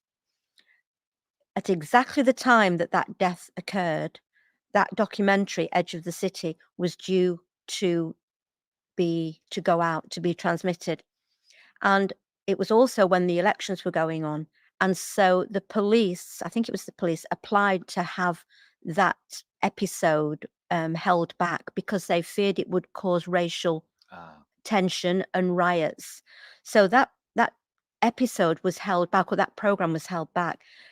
Victoria died, who had been through exactly what the children in Keighley were going through. I know that Greater Manchester Police feared that there would be an outcry when this program went out. That's why they put together Operation Augusta. I was asked to go on that job. There were only 3 of us to start with, and it grew into a bigger job. But when the program was finally transmitted and there wasn't a national outcry, they thought, well, why are we going to take this job any further? So they buried that job. They forgot about all the children. They allowed 100 abusers to continue to abuse and pretended that job had never happened. Now, Greater Manchester Police in 2020 have been forced to reopen that case, but it's 20 years too late. Yeah. So those reasons that you're saying, I have no doubt at all, were the thinking behind. I always call it willful blindness. They knew what was going on.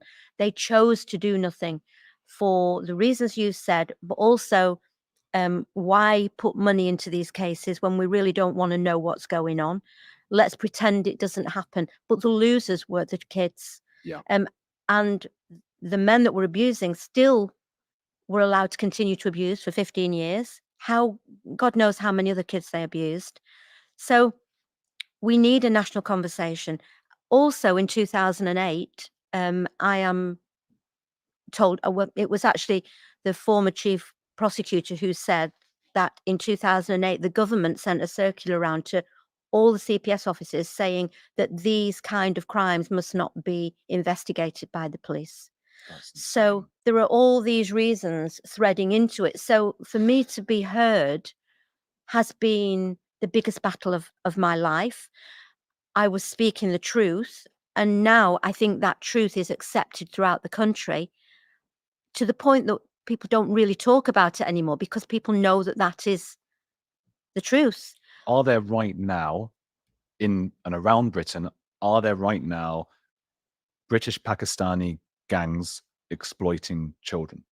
Absolutely, 100%. But what I want to make very clear is that for me, this issue has moved way beyond just the grooming gangs. For me, this is about systemic failures within the police, within the criminal justice system, which is on its knees. It is a lack of victim care. It is blaming victims and silencing them, whoever their abusers are. I mean, there's going to be another review coming out in probably within the next 6 weeks, in relation to victims who have been unlawfully, inhumanely strip searched in police custody. They're being, I call them punishment strip searches, because we are supporting 4 of those victims, now 8 that we've identified. All of them have dared to challenge Greater Manchester Police in the way they've been treated. I spoke with one of them. I can't think of her name, but she was sort of almost Zaina. Yes. Yes. Well, She was like knocked out and then woke up and that's right. found She's one of them. Stripped. So Zaina's one of the girls who, I mean, she's a very strong character herself, but she came to the foundation. I know Zaina. She's one of, I think there's 13, but Zaina was one victim. Within the foundation, we spotted a pattern.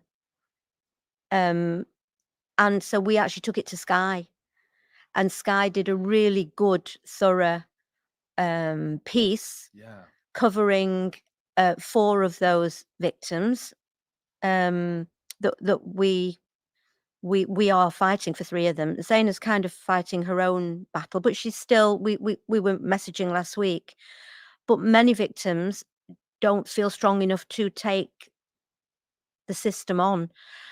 And I say about the post office drama, you know, each one of those victims, the postmasters who were sent to prison or criminalized, as an individual, their voice becomes buried. They are very easy to be dismissed. But once you go from 1 to 2 to 10 to 20, suddenly this isn't a mistake. It isn't one victim who is, you know, easy to blame. It becomes an example of a pattern of behavior.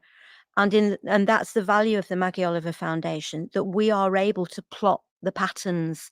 So I would say an unlawful use of strip searching as a means of silencing victims who are challenging a system that doesn't want to be challenged. Abuse of power within that system. Absolutely no independent scrutiny of those actions of police forces, because when a victim complains to the police, it is investigated by their own professional standards department. And even when they take it to the next level and go to the Independent Office for Police Conduct, they are not independent and they don't see that complaint. The form goes online addressed to the IOPC, but they don't open it. It goes straight back to the professional standards within the police force against who the complaint is. And it's only when that police force voluntarily refers it to the IOPC that the IOPC ever see it. So I'm looking to change a system. If you had a system that worked, somebody like Amber or Ruby who complained would have somebody independent looking at their case and maybe would think this isn't right. But when you're complaining to an organization that has caused that problem, they do not want to see that they are corrupt or that they are acting unlawfully. And they cover up the system in exactly the same way as the post office covered up. It's power in the hands of those who are under investigation. It's an abuse of power. So I started this journey being horrified by the treatment. It was actually Amber that brought it to a head for me, and then Ruby. And the more I've traveled along this path, the more my eyes have been opened to the fact it wasn't one lazy officer and it wasn't one case that wasn't handled properly. And it actually wasn't just about the ethnicity of offenders or the social class of the victims. It is a system that needs to be fit for purpose. And if there is something going wrong, we need to have somewhere to go to expose what's going wrong, because I had nowhere to go. I was telling the truth. I tried desperately to be heard. And yet, where could I go? I went within the organization trying to get a chief constable to listen to me.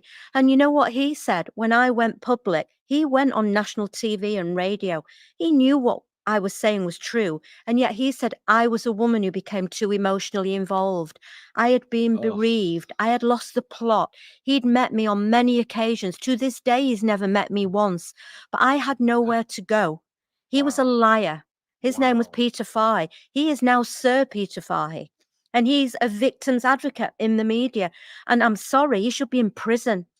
The chief prosecutor, Nazir Afzal, he's the one who decided to drop Amber as a victim and then authorized her to be added onto the indictment as one of the offenders. For me, he was complicit in that behavior. He's got, forgive me for saying it, he's got an unfortunate sounding name to be dealing with child exploitation. Peter Fahey. Peter Fahey? Peter Fahey. Sounds like. Oh, I never thought of that, Yeah, possibly. unfortunately. But I've heard him on the radio. I mean, I get really triggered by this. I bet. You Well, know, he's lied about you. he but it's not just about me. I mean, I hear him on the radio saying that he's a good Christian. He's got 3 daughters of his own. And I think, what about all these children? In your hands was their welfare. And you were in a position of power. You were the chief constable and you turned away from them. And now you're pretending to care about victims. Well, I'm sorry. If you cared about victims, you would not have allowed this to happen on your watch. You would have stood up and been counted alongside me, and you weren't. So I get really angry when somebody like that is made, is knighted. He should be in prison. And actually, Nazir Afzal, they're on the media, on BBC, everywhere all the time, talking about the rights of victims. Well, I'm sorry, the hypocrites. When they were in a position where they could have done something, they did nothing. Instead, it was shoot the messenger. I was the messenger. I was telling the truth, and I tried my absolute best. I went to him begging and pleading for him to do something about these kids, and he turned away. And for me, that is unforgivable. And I've got over it. It's strengthened me. I'm a lot different than I was. It's changed me forever. But I call a spade now. I don't like conflict. I never have. But I became the voice of those who had no voice. How can people help now? Go to the Maggie Oliver Foundation. Go to our website, themaggieoliverfoundation.com.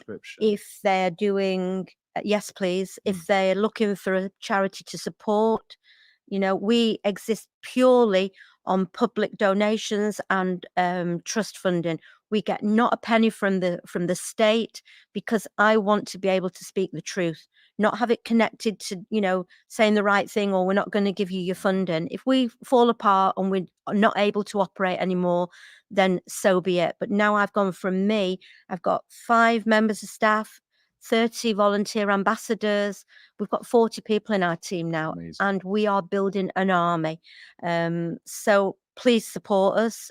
Go to my Twitter, my LinkedIn. We'll put the Twitter in the description as well. Yeah, I'm on Instagram. I try and keep that a little bit less serious, but my Twitter is, I pretty much share a lot of. We'll pop it all in the Thank you. description. You just email me what you want. We'll pop it in there. Fab. Tell me quickly now, who is a heretic you admire?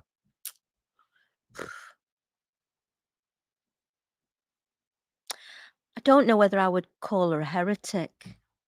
And I guess it's always going to be controversial.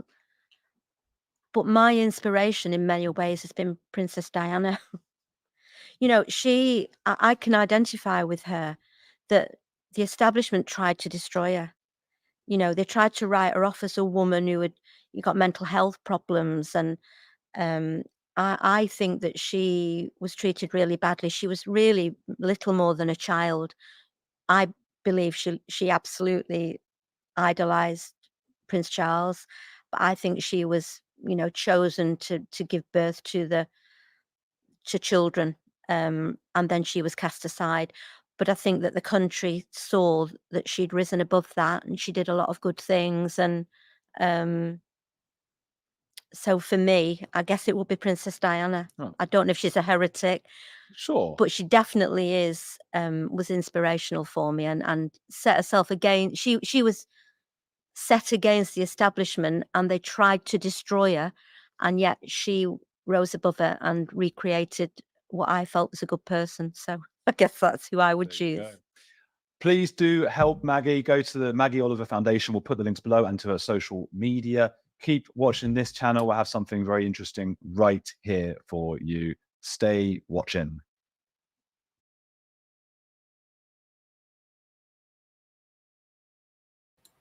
All right. And like I said, I wanted to share that with you guys because a lot of us got into what we do now because of because of the fact of the children.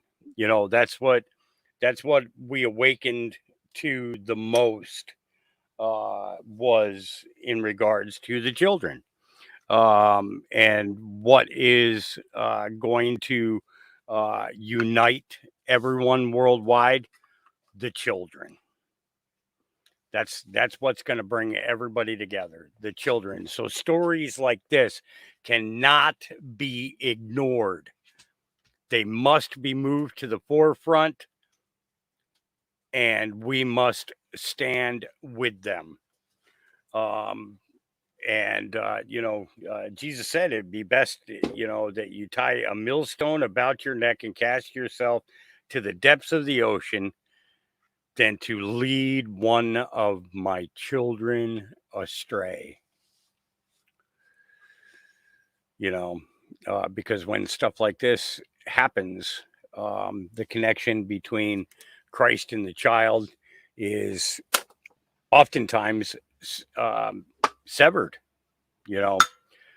My experience, I've shared with you guys many of times.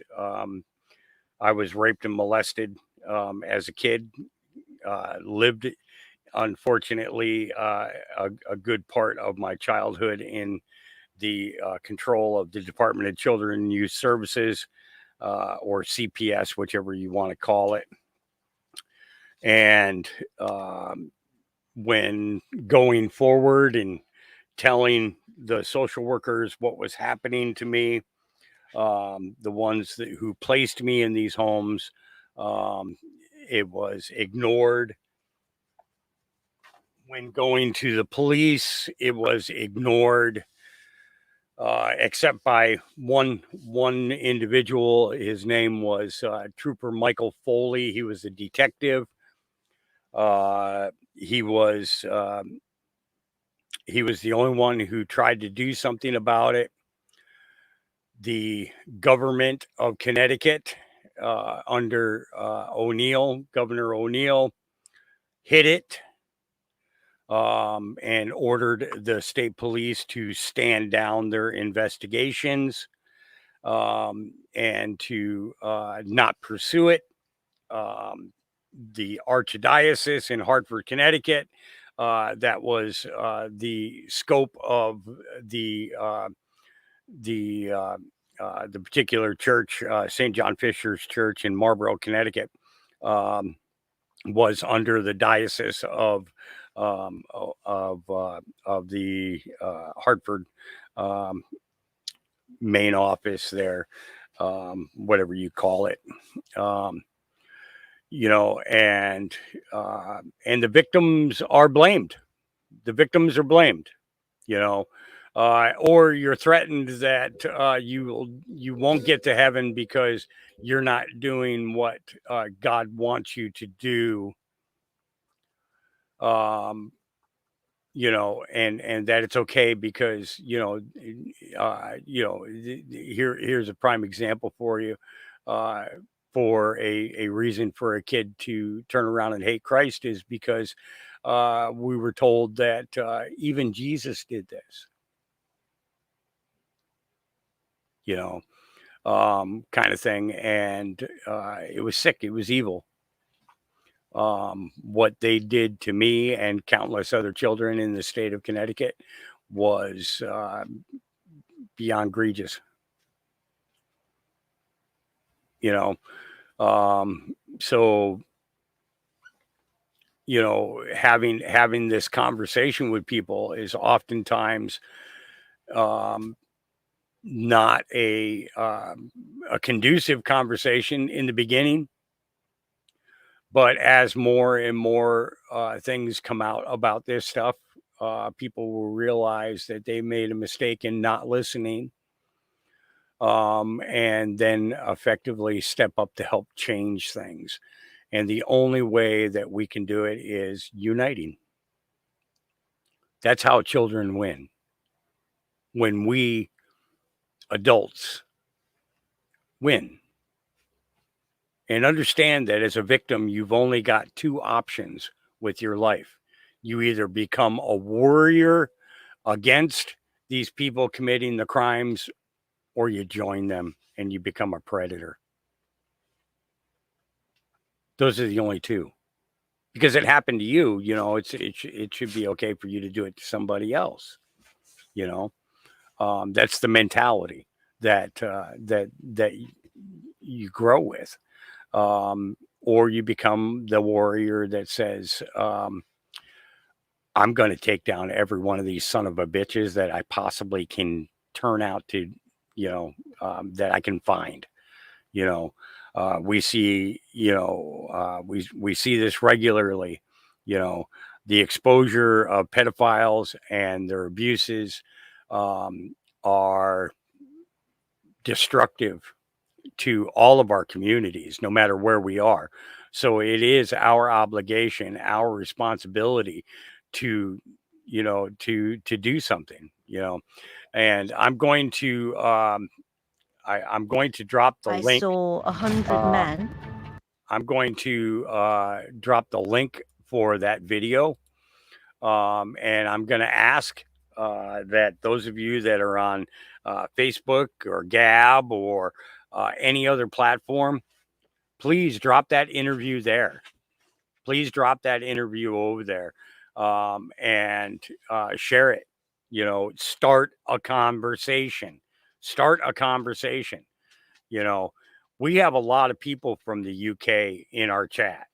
Okay, from Europe. You know, in the totality, you know, we have a lot of people who tune in, who voice their opinions, who share information in regards to what's going on over there. And just because they're on the other side of the pond doesn't make them any less human than you are.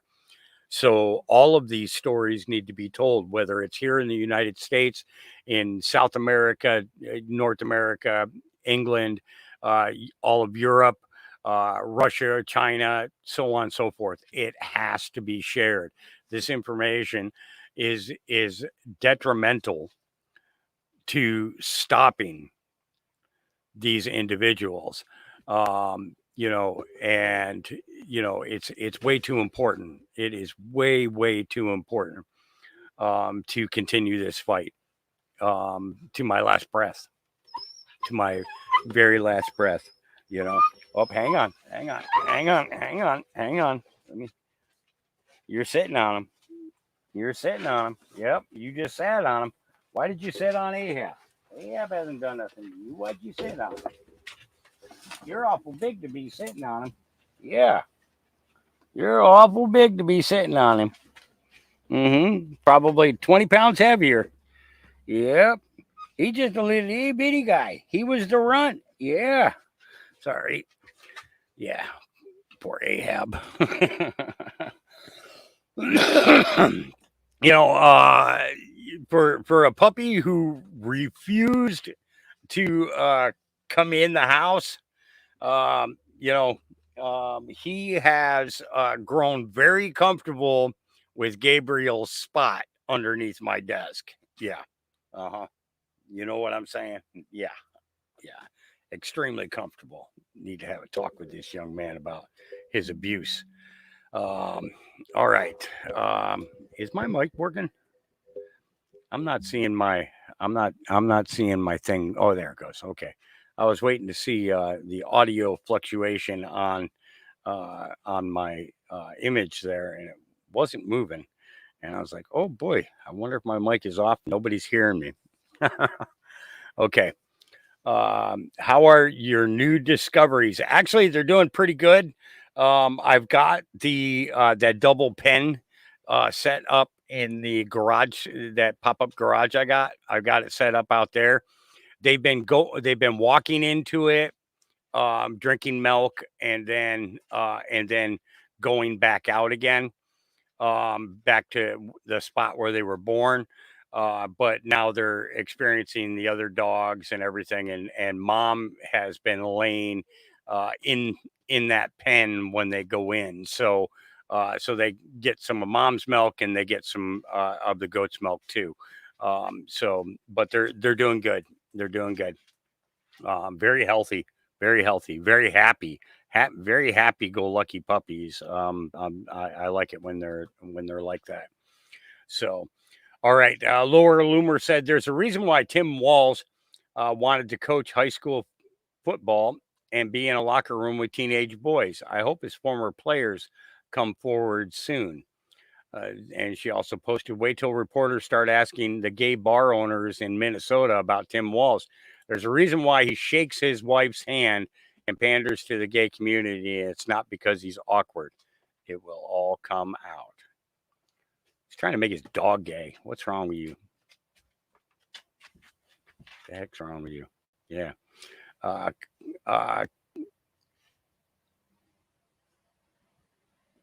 Conscian, I guess, is how you say his name.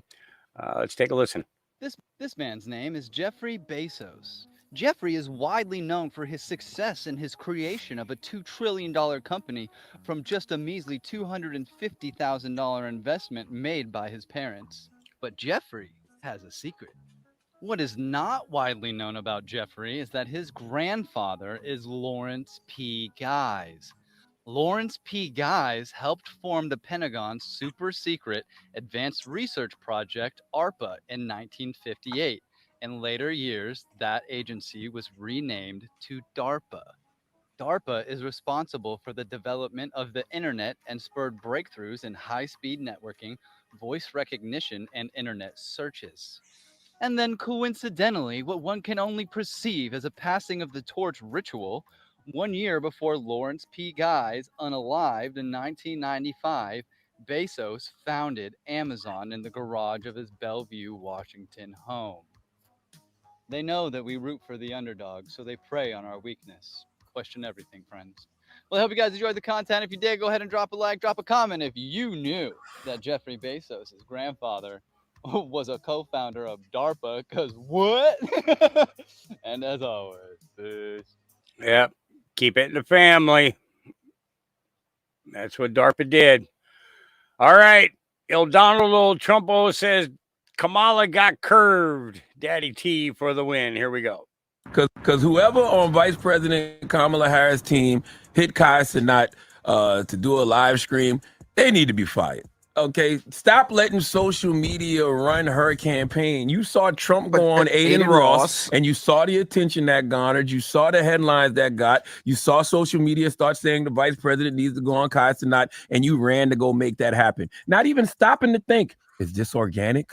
Does Kai Cenat even care about politics? You know why the Trump Aiden Ross scream worked? Because Aiden Ross had real interest in Donald Trump. And I do believe politicians should absolutely meet people where they are, but it still has to make sense. Let it be something organic. Politics. If the vice president was to run the Kai now, she would just look like she's copying Trump. I'm going to be 100% honest.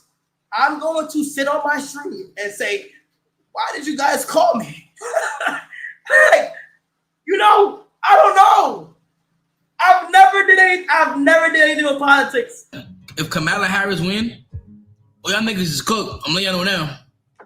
Y'all niggas is done. It's over.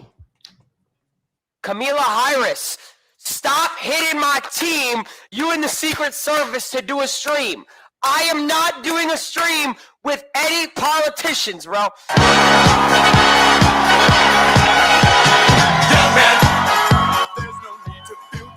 Oh. Yeah.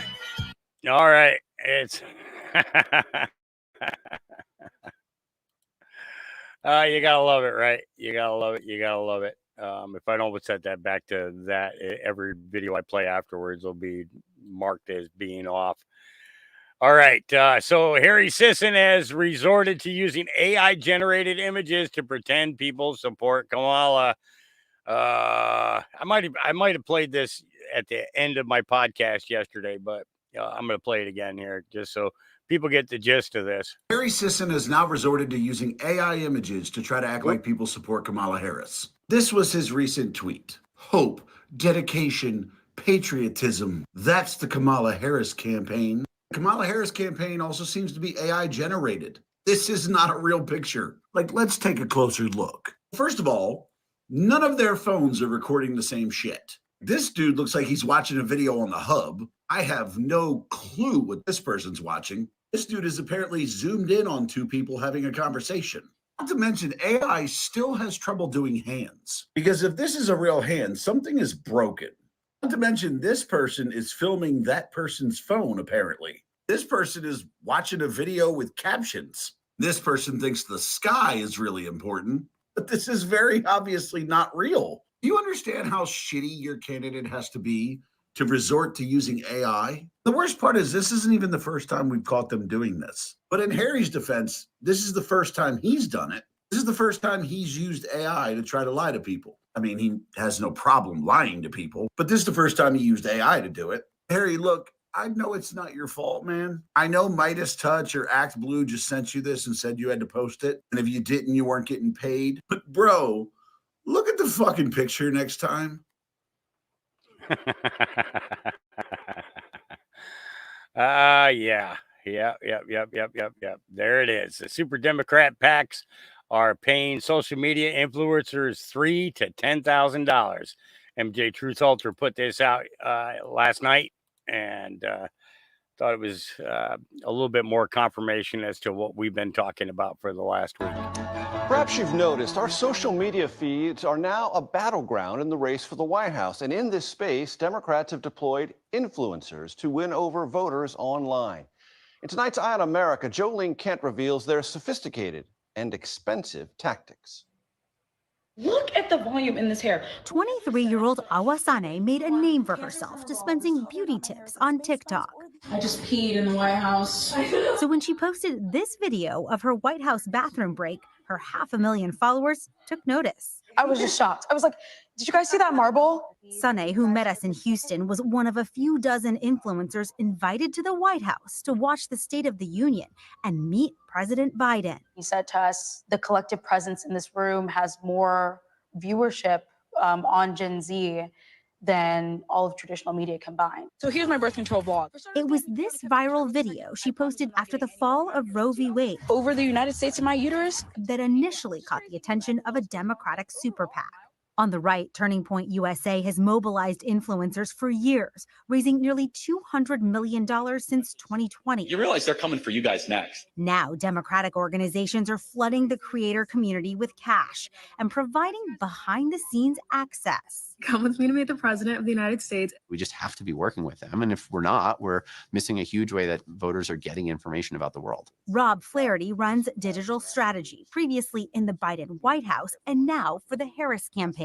You think you just fell out of a coconut tree? He called the highly memeable Harris a massive asset as the campaign reaches out to thousands of influencers. What kind of coaching do you give influencers acting on behalf of the Harris campaign? Talking points, resources, base language. While Flaherty says the Harris campaign does not pay influencers directly, CBS News found a constellation of other Democratic political organizations that do. In May, Future Forward, the super PAC supporting Harris, hosted panels like Gaming the Algorithm and how advocacy can benefit your business. In the first 100 days of a Republican presidency under Trump, Project 2025 talks about sacking thousands of civil servants. Last month, Sane says she was hired by Protect Our Care, a progressive advocacy group that relies on anonymous donors. She made a video warning about Trump's second-term agenda. They almost help you script it, right? Right, definitely. She takes their talking points and puts them into her own voice, saying she always discloses when she's being paid. What's your rate? So a video just for a creator in my size, an average can go from $3,000 to $10,000 depending and upwards. This is a bid by campaigns to create authenticity at a small scale. University of Pittsburgh's Sam Woolley studies political influencers. How can you tell what is a genuine grassroots expression of political opinion versus what's being paid for? If you see multiple influencers spreading the same exact message, you can start to realize, some kind of coordination is going on. Next up for Sunday, the Democratic National Convention. They just told us that if we wanted to put on our own show, that they would give us all the resources to do that. The Democrats are rolling out the red carpet. Definitely. And I'm glad to be on it. The beauty influencer now applying her own filter to this presidential campaign. For Eye on America, Jolene Kent, Houston. So in other words, she's a paid shill. And we'll probably end up losing a lot of people that were following her because of it. But it's not going to matter to her because of the money that she's making. Well, the thing is when the tit runs out, where you going to get your milk, girl? Where you going to get your milk? It's that simple.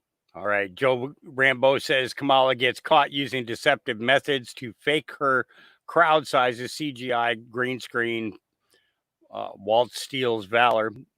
Let's just listen. Here we go. First of all, the fact that, let me just say as an aside before I answer your question, the fact that Trump is now changing his position on the debate tells me that they understand that they're in a real fight here. And so he needs to debate. Which gives you a sense of where the race is. Look, I think that the problem, they've got a guy here who is from like central casting, like he drops out of a Norman Rockwell painting, right? He's small town America incarnate, the teacher, the coach, the 24 years in the National Guard and so on. And a lot of folks in small town America recognize him as a neighbor.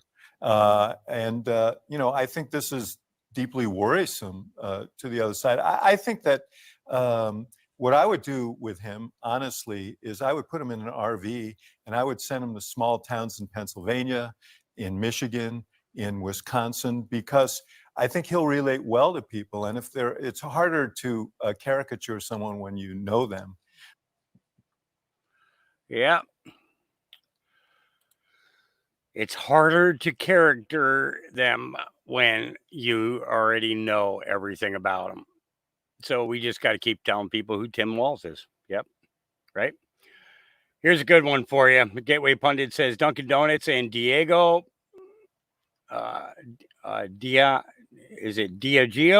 Booze Company threatened to remove ads from Rumble if the platform does not remove videos by conservative personalities.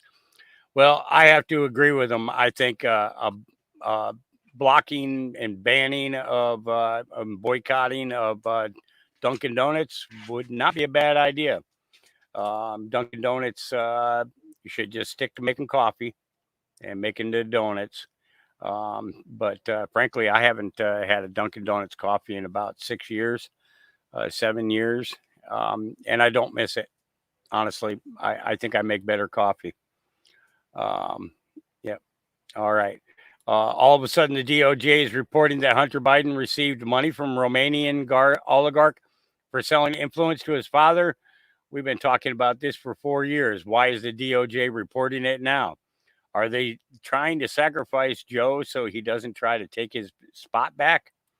I have a feeling something's up here. Here we go. Apparently for Hunter Biden, back in the news where the DOJ now argues a criminal oligarch paid off the first son to try and influence U.S. policy while President Biden was serving as VP. Some new documents out there, and Chad Pergram's seen them. He is live on Capitol Hill to take us through this story. What now in the chapter of Hunter Biden? Chad? Bill, good morning. It's possible this could be the closest anyone has come to showing a transfer of money from overseas in exchange for potential influence over U.S. policy with Hunter Biden. Now, we've heard about Hunter Biden's ties to the Ukrainian energy firm Burisma. House investigators have probed that for months. But how about potential links to Romania? Now, prosecutors in Hunter Biden's tax case say he worked for Gabriel Popoviciu. He is a Romanian business magnate. Now, the allegation is that Hunter Biden and his business colleagues took $3 million in payments. Popoviciu faces a criminal investigation in Romania over a land deal. Special counsel David Weiss makes that very case in his filing in California. Weiss alleges they structured the deal for Hunter so it, quote, concealed the true nature of the work he was performing. Now, prosecutors say there were concerns about ramifications for President Biden. Popoviciu is expected to testify at Hunter Biden's tax evasion trial in Los Angeles that starts September 5th. He's charged with failing to pay $1.4 million in taxes over a 4-year period. The House's impeachment inquiry remains open. Republicans claim Hunter Biden sold his father as the brand and used the president for access. Bill? Okay, Chad, more to come. For access. Yeah. It's all going to come out. All right. I'm going to skip by that one and that one we just watched. I missed this, but at his rally this week, President Trump singled out Harley Davidson for sending jobs to India instead of hiring more Americans. They'll charge you like 250% tariff. We don't want it. Then you get an invite. Build your plant over here. So these companies, they go over there. Harley Davidson did it in India. They couldn't sell. They had a 200% tariff on motorbikes. I had them in the office in the White House, the Oval Office, and the head of Harley Davidson. I was disappointed in that, actually. We were talking about it. I was telling them the problems, and I was going to help them out. But I said, how are you doing in India? No good. Why? We have a 200% tariff. In other words, if we sell a bike, they have like this massive tariff. And I said, well, if you have a 200% tariff, that means you're not going to be able to sell any. But they invited them over to build a plant, and Harley Davidson went, and I guess they're building the plant or built it or something. But that's what they do. I don't blame India. I blame us for allowing it to happen. It's not going to happen anymore. I had it stop, and then we had to fight COVID. We did a great job. We never got the credit. We got credit for military. We got credit for everything. Yeah. Nobody wants to pay attention to the real stuff going on. Yep. Joanne said, there's a reason you've been conditioned to think about Jesus as a man who says turn the other cheek when in fact he was a fighter, an exposer of corruption. That's why he was murdered. This is done to condition you to be passive. Get it now? Or conditioned you to be passive. Sorry. Do you get it now? Yep. Yep. Yep. Yep. Yeah. Just outrageous. Looking like AI and cheap fakes with the Harris Walls rallies. Yep, here's another.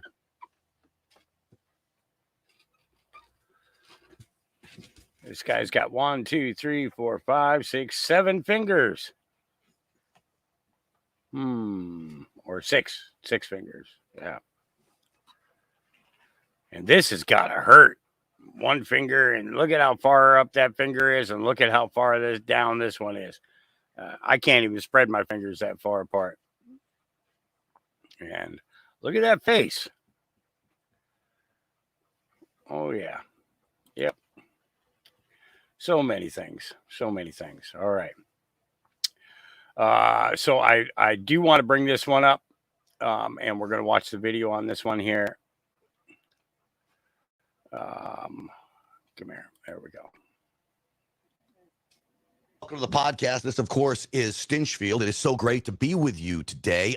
We now have direct evidence that the FBI, the Assistant U.S. Attorney's Office, is working with the Bureau of Prisons to not only persecute J6 prisoners while inside prison, but also punish them while inside prison.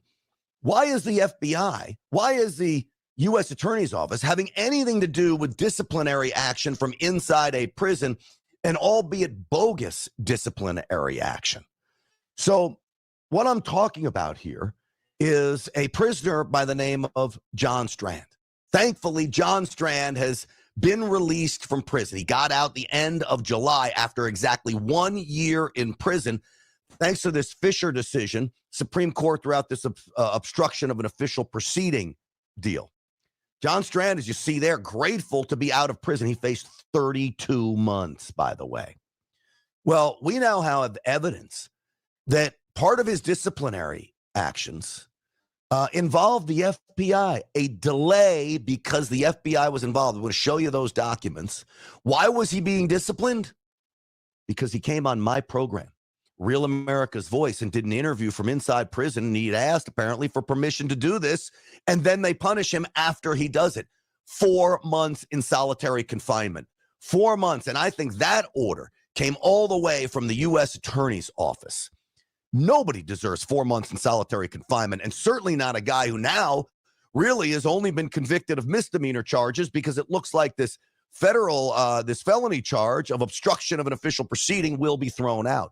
And John Strand, by the way, did nothing but wander around the Capitol in an official duty of being a bodyguard for Simone Gold, the great doctor from America's Frontline Doctors. So this is what we're talking about, folks. An absolute persecution that goes, I believe, to the highest levels of the Biden-Harris administration. J6ers all need to be let out of prison immediately. So with that, folks, I want to tell you about my friends over at Patriot Mobile. They're one of the sponsors of this program. I'm grateful for them. You got to go with Patriot Mobile. PatriotMobile.com/Grant. They've done so many great things for the J6 prisoners. I have a Patriot Mobile phone, 1 phone, 2 lines. PatriotMobile.com/Grant. 972-PATRIOT. 972-PATRIOT. Use the promo code GRANT for a free month service. You're going to love it. Folks, America's only Christian conservative wireless provider. This is what I'm talking about. This is why you want to be with a company like this, because they're getting it done for us. Be part of the parallel economy. Please make the switch today. PatriotMobile.com/Grant. 972-PATRIOT. 972-PATRIOT, and tell them Grant Stinchfield sent you. Okay, let's get the show started. Uncensored and unapologetic. This is Stinchfield. Here's your host, Grant Stinchfield. All right, welcome back, everybody. So I'm so grateful that Jonathan Strand is out of prison. I did an interview with him. I'm going to play that for you in a moment. The interview is eye-opening. What this man went through while behind bars, no human being should be subjected to. Can you imagine being put in solitary confinement for 4 months? Prisoners call it the hole. Some call it the shoe. I call it inhumane for anybody that certainly doesn't deserve it. Some do deserve it, okay? But I don't know if anybody deserves that for 4 months. John Strand, the pictures there, you can see just his absolute joy of being set free. Now, this is the document that I was telling you about. This is an officer's disciplinary hearing report, and it says here, delay in process, referral to FBI AUSA. This is the whole document. All right. So again, discipline hearing officers report, delay in process, refer to FBI and U.S. attorneys, assistant U.S. attorney's office. Why in the world is the FBI and the assistant U.S. attorney working on some kind of a delay, or working with what the punishment is going to be for talking to me? This is what this was all about. Jonathan Strand talked to me on Real America's Voice and then gets thrown in the hole. Folks, I have great regret of even doing that interview with John Strand. You don't think I feel awful about that? Here's what happened. I do the interview. He says it's trying times, the things that he's going through, 32 months is he's facing for not taking a plea deal. Simone Gold takes a plea deal. She gets just a few months. John Strand gets 32 months. No plea deal. Why does he say I'm not taking a plea deal? Because he feels strongly that he's not guilty of anything.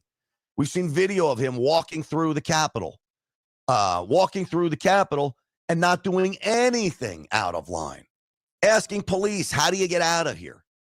This is why his charge of an obstruction of official proceeding was thrown out, because he wasn't obstructing anything. And the Supreme Court said that charge was bogus and shouldn't be used in these cases. So he comes on my show and does an interview. He said he had approval to do it. And now the FBI and the Assistant U.S. Attorney's Office is involved in persecuting Jonathan Strand for talking to the media, for talking to Grant Stinchfield from behind bars. To me, that is just horrific. So what did John Strand say on my program that had the Department of Prisons, the assistant U.S. attorney, the FBI so upset? Well, this is him just a few days after he reported to the Miami Federal Correctional Institution. I'm certainly human, and this is definitely, without question, the most painful, difficult, and confusing situation that I've ever encountered. But I know that I am strong. God made me to be strong. He's promised that he will give me the strength that I need to overcome anything. And I really believe that. And I really believe in the promise and future of the country. So I'm battling for my own freedom. Of course, God's called me to that. But even more so, I really feel called to battle for freedom generally and to make an impact on the future of our families and our children's future. And that's what motivates me even through the really hard times here. Well, that man motivates me because what he went through, I take responsibility for, and I'm so sorry that I put him in a position for that. I never thought in a million years that making a phone call, using your First Amendment rights, that you would be persecuted to the extent that Jonathan Strand was. God bless this man. One of the strongest individuals I've ever met in my life. I take inspiration away from him. And when you see this interview, folks, you are going to take inspiration away from this as well. That I promise you. Before I play that interview, I want to tell you about my friends over at Energized Health. EnergizedHealth.com/Grant. It's about cellular hydration, but more than that, this is about a total body rejuvenation and renovation. It's not just a weight loss plan. I don't even like using that, but I'm down 10 pounds now since I started on July 21st, I think it was. I'm down 10 pounds. I feel great.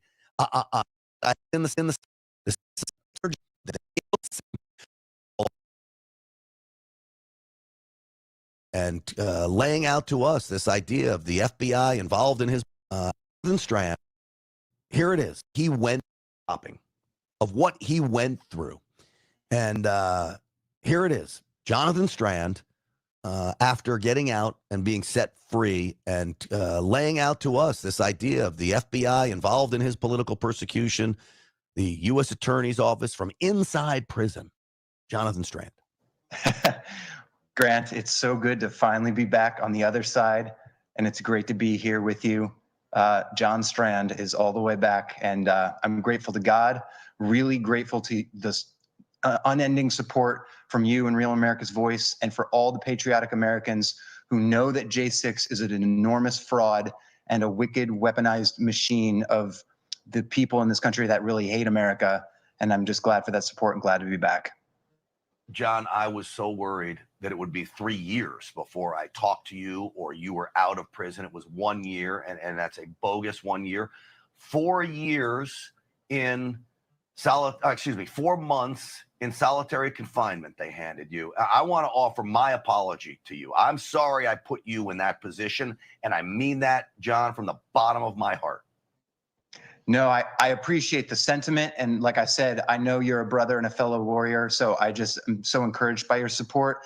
But please don't feel bad at all. None of us should regret or feel bad about the horrors that we're going through, because they are really just a testament to the purpose and the strength that we're standing on, right? So the Bible makes it clear, if you stand firm for what's right and what is true, you will be hated and persecuted. It's a promise from God, but he doesn't end there. His promise says, but if you hold fast to me and trust in my strength, I will overcome the world. And that's why we never give up, and that's why we always hold on to hope.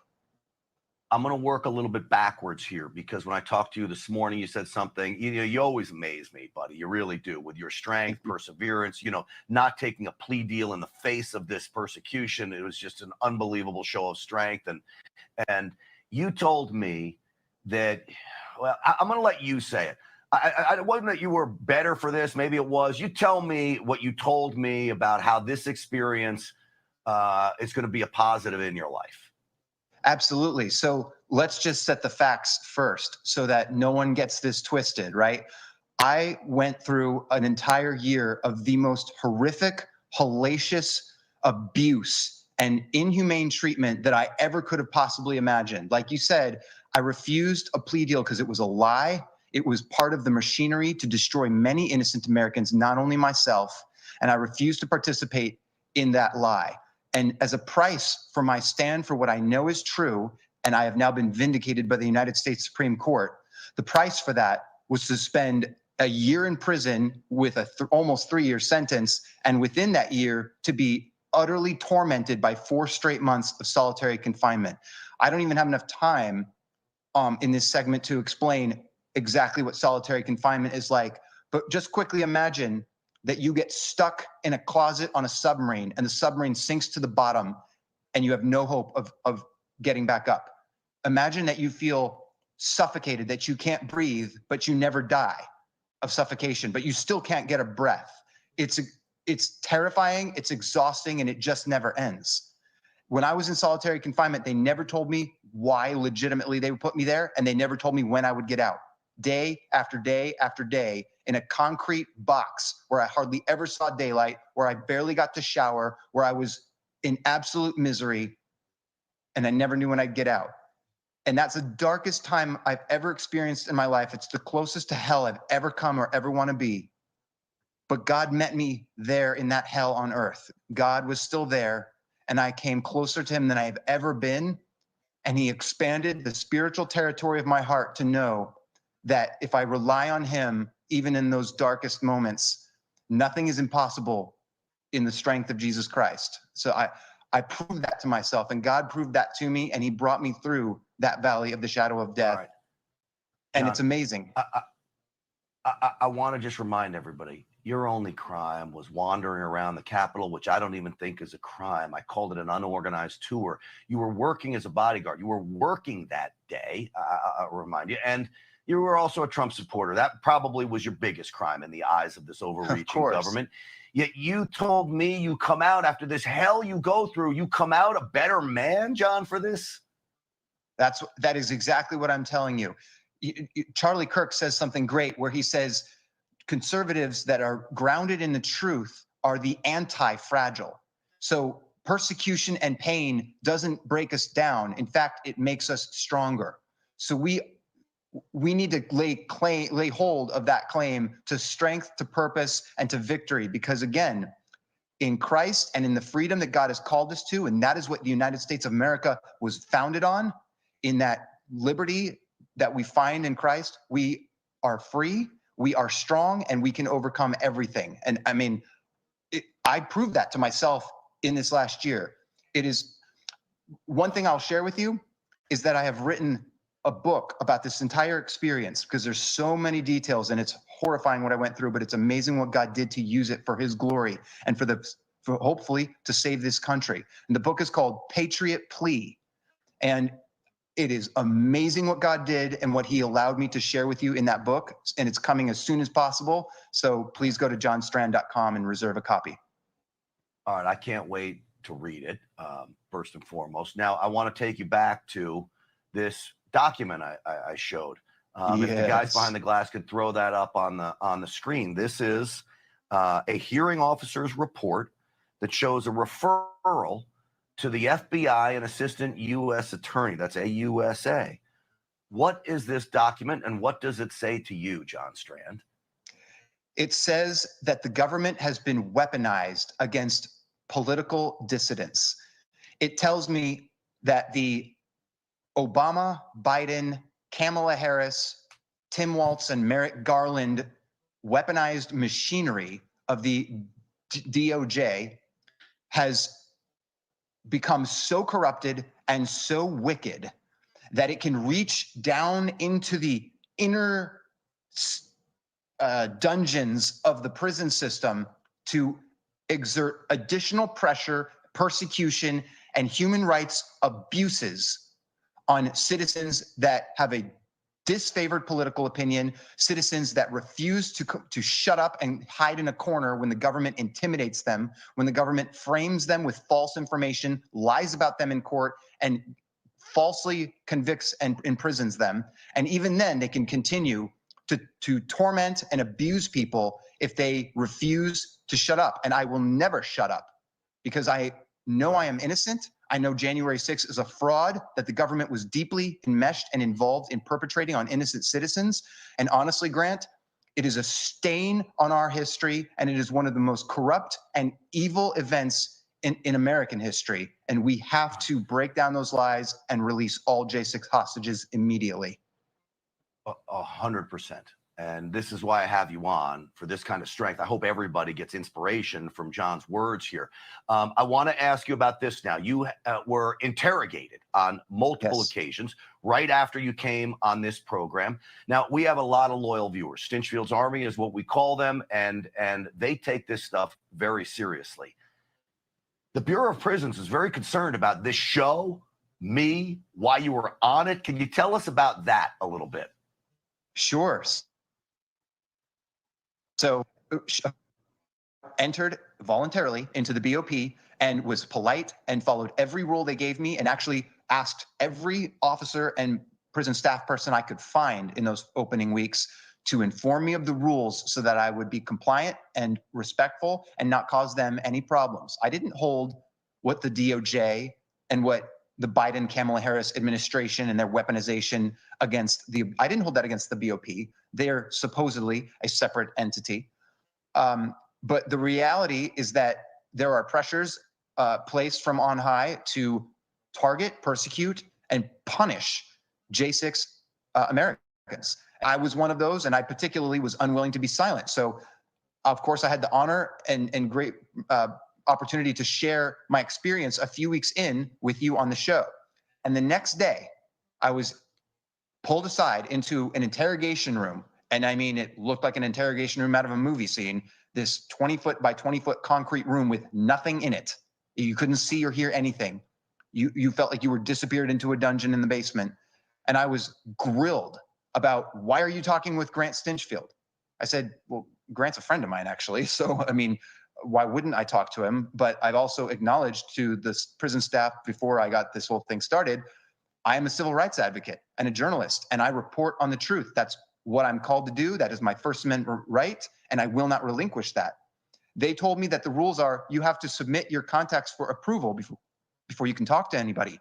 So I submitted Grant Stinchfield's information, and it was approved. So then I made a phone call to you, and we had a chat, which was great. And then we had another phone call on your show a few days later, and apparently that chat wasn't great. But you were still in approved contact. So they'll bend the rules any which way they want. The rule of law, and no one's above the law, is just a bunch of stuff that they tell you to criticize you and make you feel silly, while they shred the law and destroy you with all the weaponized strength and power that they have. I'm going to tell you something that you know. They are afraid of you, your strength, your voice, and your love of this country, the Constitution, freedom, and the Bible. They are afraid of us on this program, everybody who watches it. They know their strength in numbers, and that goes to everybody that was there at the Capitol and everybody who supports those J6ers as political prisoners. It is, like you, John, calling for their immediate release. I want you to keep me posted on all of this. I can't wait for your book to come out. And you're one of only two that have been released since this Fisher ruling from the Supreme Court. That's a whole other story. And maybe one day I get you and Dr. Gold, who's a fabulous attorney besides just being a fabulous doctor, on the program to talk about why only two of you have been released after Fisher. That's a big question. But you are literally one of my all-time favorite inspirational guys I've ever met in my life, John. And I don't tell that to very many people. God bless you, brother. And I appreciate you coming on the program. God bless. All right. Yeah. Wow. Got to hand it to the guys. You know, they could have gave up. But didn't. Some of them are still in there fighting today, you know, to get their lives back.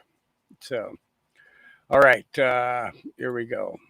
UK mainstream media, 100% far right riots. Good morning, everybody. Now, yesterday was quite an extraordinary day in terms of what the mainstream media was doing to try and spin a new narrative, no doubt at the behest of the regime that we have in this country at the moment, the Starmer regime, which is Bolshevik in its actions and quite Soviet in its manipulation of the media and its attack on free speech. We actually have now citizens being threatened with arrest, not for actual criminal damage or rioting, which is going on, and of course people smashing up shops and so on, people assaulting people needs to be dealt with by the police, and people need to be brought before the courts and tried for that.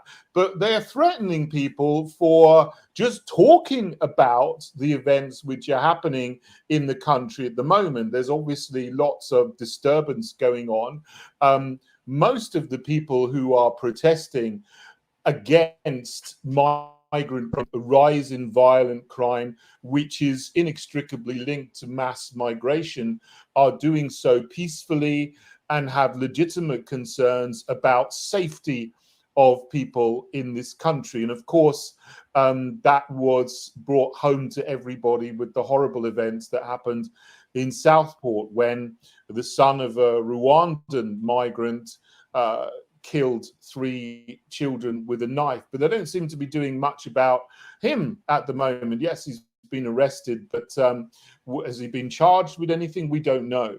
There were these scenes at Manchester Airport that happened a week beforehand where a police officer was kicked and the whole media apparatus turned that into a racial event, saying that this was a white policeman kicking a Muslim, Pakistani, I imagine, by the look of him, migrants or someone entering the country because of a racist motivation. Then later on, we find out that there was this person who was on the ground being kicked by the police officer, had violently attacked 3 police officers beforehand. I still don't know what happened to lead up to that situation, but nothing seems to have been done about that man in Manchester Airport. He's still awaiting charge, yet the government is going ahead with accelerating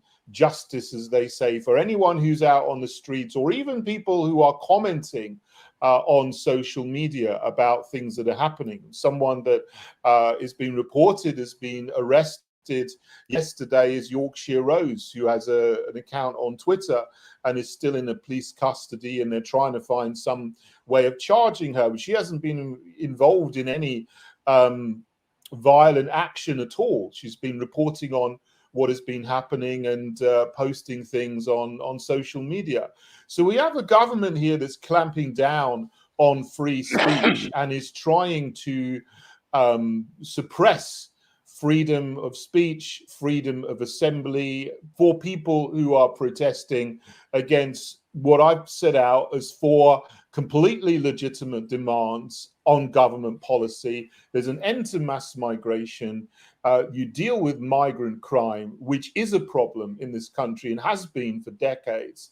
You end 2-tier policing and smearing people who have concerns about those 3 things. And that, if the government said, yes, we're going to do that, we understand, then I think that would take all of the tension out of the country, and people would see, okay, well, they're taking our concerns, the concerns of the majority, seriously, because it's the majority of the people who feel like that and who see that is going on. It's not just a feeling, it is an observable fact that these things are happening, and they are ruining our country and making life difficult for ordinary people. And this is being instigated by the Starmer regime, this new Bolshevik style regime we have in this country. But the media manipulation, the disinformation that we had yesterday is quite extraordinary, because the government, the police, the mainstream media,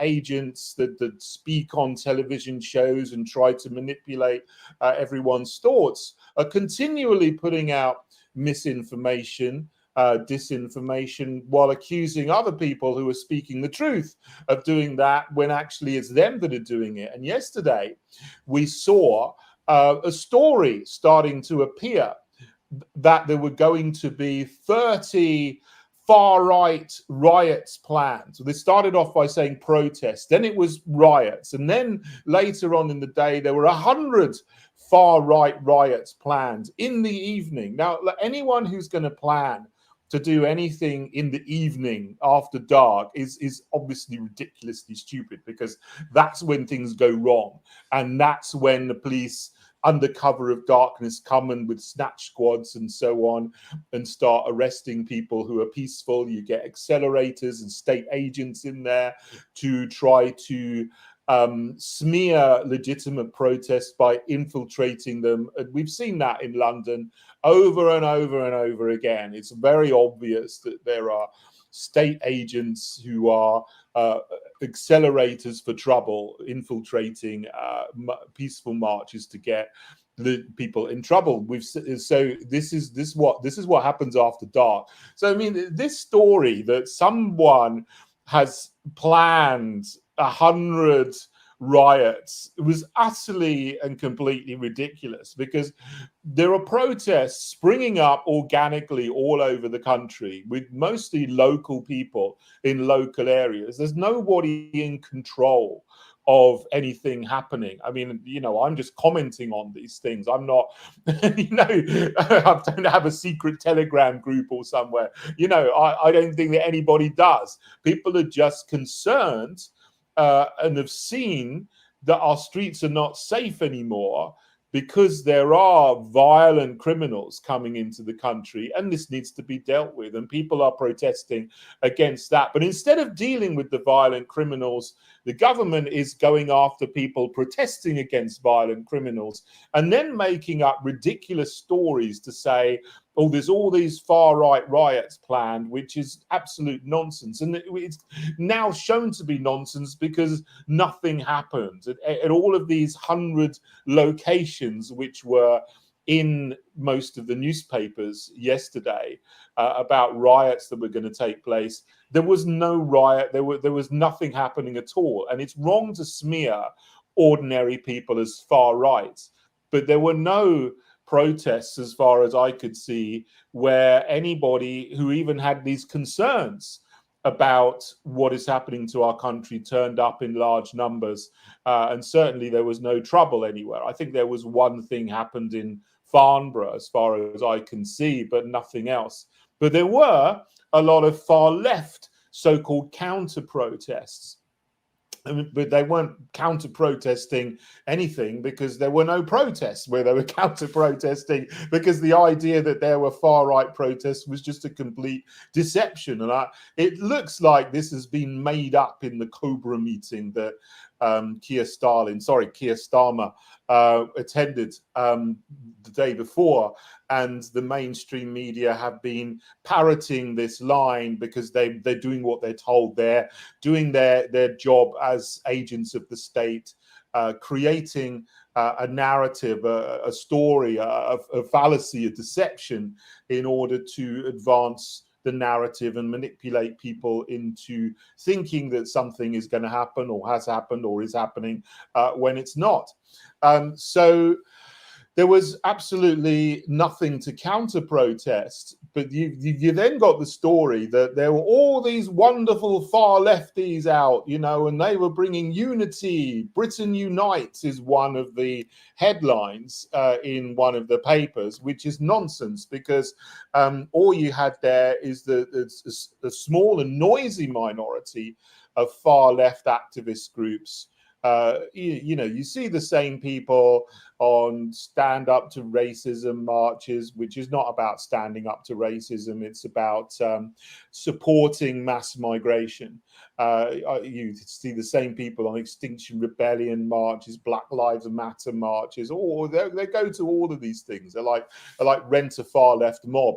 And they were out, particularly the one place where they all seemed to gather more than anywhere was Walthamstow in East London. And so there you got your picture. Someone sent a drone up to look at all these crowds here for unity. When they're not for unity, they are there to support the regime, and they're there to support certain government agendas. The agenda of mass migration, the agenda of two-tier policing, and that's what they're supporting. Bizarrely, there was something going on in Bristol as well, and from what I see, the chant of some of them were, "We're black, we're white, we're Muslim, we're Jewish, and we're gay." Well, this is absolute. The contradictions in that sentence alone just make it absolute nonsense of what they're trying to say. But obviously they are there to advance cultural Marxist ideology, and to they're allowed to speak, and they're allowed to say they disagree with people who want an end to mass migration. They're allowed to say that, but they don't represent the whole country. In fact, they represent the 20% of people that voted for this regime, whereas 80% of people didn't vote for this regime in the election. So they're a minority, but then the government, the police, the mainstream media are trying to present them as the majority with this fake narrative which is being developed over the last couple of days. And it's extraordinary when you understand, it doesn't take a lot to understand how they work, and how the media works, and how they try to manipulate people with their and society with their behavioral psychological techniques. They're doing it an overtime at the moment. And but those people out there, they're not the majority. The majority of people are quiet still. The silent majority is disgusted with this regime and what it's doing, and how it is continuing to facilitate mass migration. They've doubled down on that. They've got no care. They probably understand that there's a lot of people who don't agree with them, but they see them as the enemy that needs to be crushed. That's how they're acting. Keir Starmer is acting like a strict headmaster. He's not acting like a prime minister. He's acting like he's the headmaster, and everybody else are these naughty children that need to be punished. That's how he's acting. Well, you know what? He's not going to get away with it, because people are completely disgusted with him and his regime in the country, and how he is trying to agitate against our fundamental and ancient freedoms: freedom of speech, freedom to protest, freedom to assemble, and using the apparatus of state to do this. And not just in this country, people around the world their eyes are on England at the moment, particularly on England. There is obviously some things happening in Northern Ireland as well. Not so much Scotland and Wales, it seems, but the world is looking and is judging this regime very harshly, and seeing how they're trying to clamp down on freedom in this country. So, as someone commented, England is being tested at the moment, and they want to clamp down on freedom. And ultimately, this goes with the larger globalist plans of rolling out and bringing in digital identity and a control grid, a control system, to actually prevent you from saying what you want to say or going where you want to go, to change the way the country operates from common law, where you can do whatever you like as long as it's not specifically prohibited. So you can say what you like, you can go where you like, you can assemble with who you like, you can associate with who you want. You don't need anyone's permission to do any of those things unless you are causing harm, injury, or loss to another living man or living woman. That's how we understand our country has operated for centuries. But then now, the powers that be, the globalist governments that have been in for the past few decades, are bit by bit undermining our fundamental freedoms and the understanding of common law that we have, to try to change it around into communitarian law, where you are not allowed to do what you want. You have to, the assumption is that you need permission. You can only do what the government permits you to do. So everything is prohibited unless it is specifically permitted by the government, and the government will only permit you to do things if they deem that it does not harm certain special interest groups who are elevated to have a higher status than everybody else. So minority groups will be up here in terms of policing and justice, and the majority who don't follow the government's agenda are on a lower tier. This is what they're bringing in. It's not just two-tier policing, it's two-tier justice, it's two-tier law. And this is very, very dangerous. And we've already gone so far down this road, and the Starmer regime is clearly trying to bring this in to a much greater level, which is why they're very, very agitated when people make the accusation against them that they're allowing two-tier policing. They clearly are, but they don't like it because people have hit the nail right on the head and they don't like it. You saw this London Police Commissioner, Mark Rowley. He actually got asked the question by a mainstream media person who usually, I'm surprised someone in the mainstream media actually asked him about two-tier policing, because normally they just simply follow the regime's agenda. But they asked him, and you saw a couple of days ago, extraordinary. The London police commissioner took the man's microphone, who was a journalist, and dropped it on the floor, potentially causing criminal damage. And that was the London police chief. You know, if that's how this man is acting, and he is in a position of high power in order to in enforcing the will of the regime, then, you know, what are all the other people like? Yeah, these people need to be gone because they are enemies of freedom. And we need to continue to peacefully speak out against them and say that you are wrong, and the people will not have this, not in the long term anyway. They may arrest some people unlawfully and unjustly as they twist the law in this country for their own Bolshevik ends. But in the long term, we will have our freedom and we will have our country back. Yeah, a little bit of a message of hope, I think, you know? All right. They didn't give me the right to try experimental treatments, Mr. President. You did. And without you, I'd have died waiting for them to be approved. First, the medical establishment. They came by, and they saw me there, so they wrote prescriptions for opioids, and they walked on. Next, the political establishment. They saw me there, and they stopped just long enough to come over and tell me how to die, how to speed up my death so I could somehow die with dignity.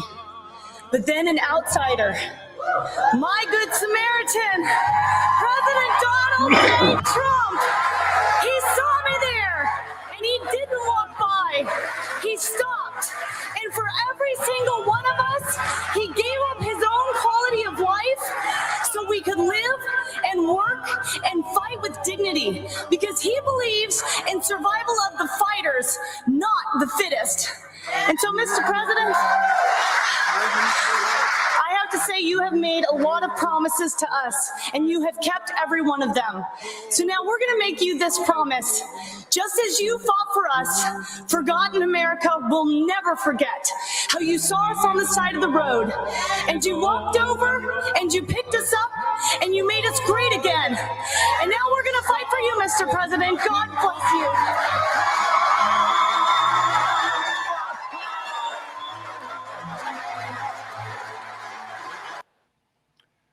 Yep. That was the right to try, that Donald did there. All right. Breaking legal update. The Supreme Court and U.S. Court of Appeals have just passed down the 1512 obstruction of Congress 20-year felony charge back down to Washington, D.C. district courts. This means Jake Lang's Trump-appointed judge, Carl Nichols, who originally struck down this blatantly weaponized will imminently issue a ruling that this charge is officially dropped from Jake's case.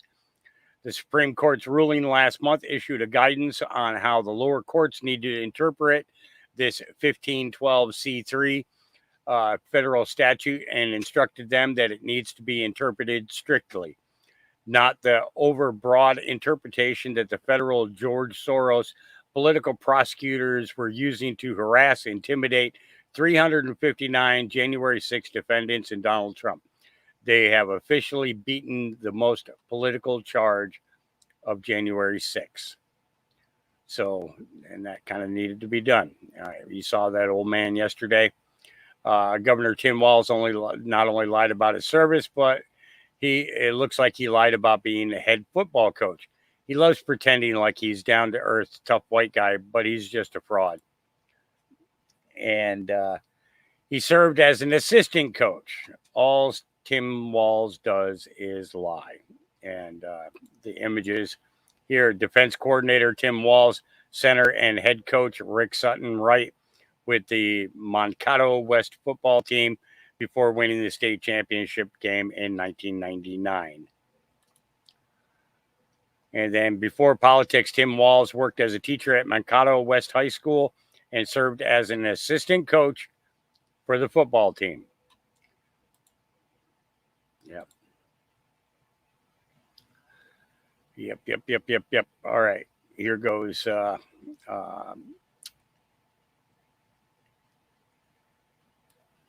I'm thankful that Elon chose to retweet a video of the violence that took place in Birmingham, because if you read the legacy media and you listen to what the politicians in this country have been saying, you would get the impression that the violence is only coming from the far right, when in fact there have been violent counter-reactions in Bolton, in Middlesbrough, in Stoke-on-Trent, in Birmingham, by these so-called Muslim patrol groups who have carried out vigilante violence. So it goes both ways, essentially, and your film has been to counteract the narrative elsewhere. I've been highlighting on social media a lot of live stream videos have been posted by people, often part of these patrol groups in these various... And you check the videos when you repost them? I do, absolutely, because there is absolutely a lot of misinformation that's been floating around on social media, and it's actually caused a lot of violence. And so for me, the stuff that I post, I verify that the date, the location, the parties involved. It's very easy to do that with live streams, and these are taking place primarily on TikTok. And were you surprised when Elon Musk used your online journalism to highlight a wider point? I don't know if I was surprised. I would say more so thankful, because he's forced the discussion to be refocused on an aspect that we've been gaslit on completely. I mean, some of these videos have gone viral on social media. You'll see, for example, a Sky News presenter talking about the violence of the far right, whilst groups behind her from these so-called Muslim patrol groups are brandishing weapons in their so-called protests. I think the government has moved in recent days to condemn all violence across all groups, rather than saying it's the far right. So maybe they're waking up to what you've been talking about. Yep. So that was Andy Nyo. All right. So John Rich says Walz is getting called out by actual Special Forces members for wearing the crest of a unit he was never involved with. It's called Stolen Valor. Is Tim in violation of the Stolen Valor Act of 2013? Read here. Hey, Tim Walls, this you? Do you often wear our crest even though you were only National Guard with 0 deployments? Never went through Special Force SFAS or the Q course, and by all accounts, never even worked with Special Forces. Stolen valor much, and here you go. Yep.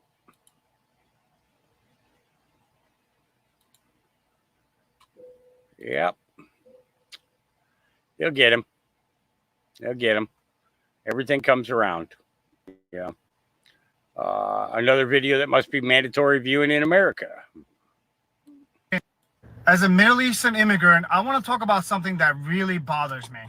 And this is my experience with people that I know from my home country and other immigrants who I met over here.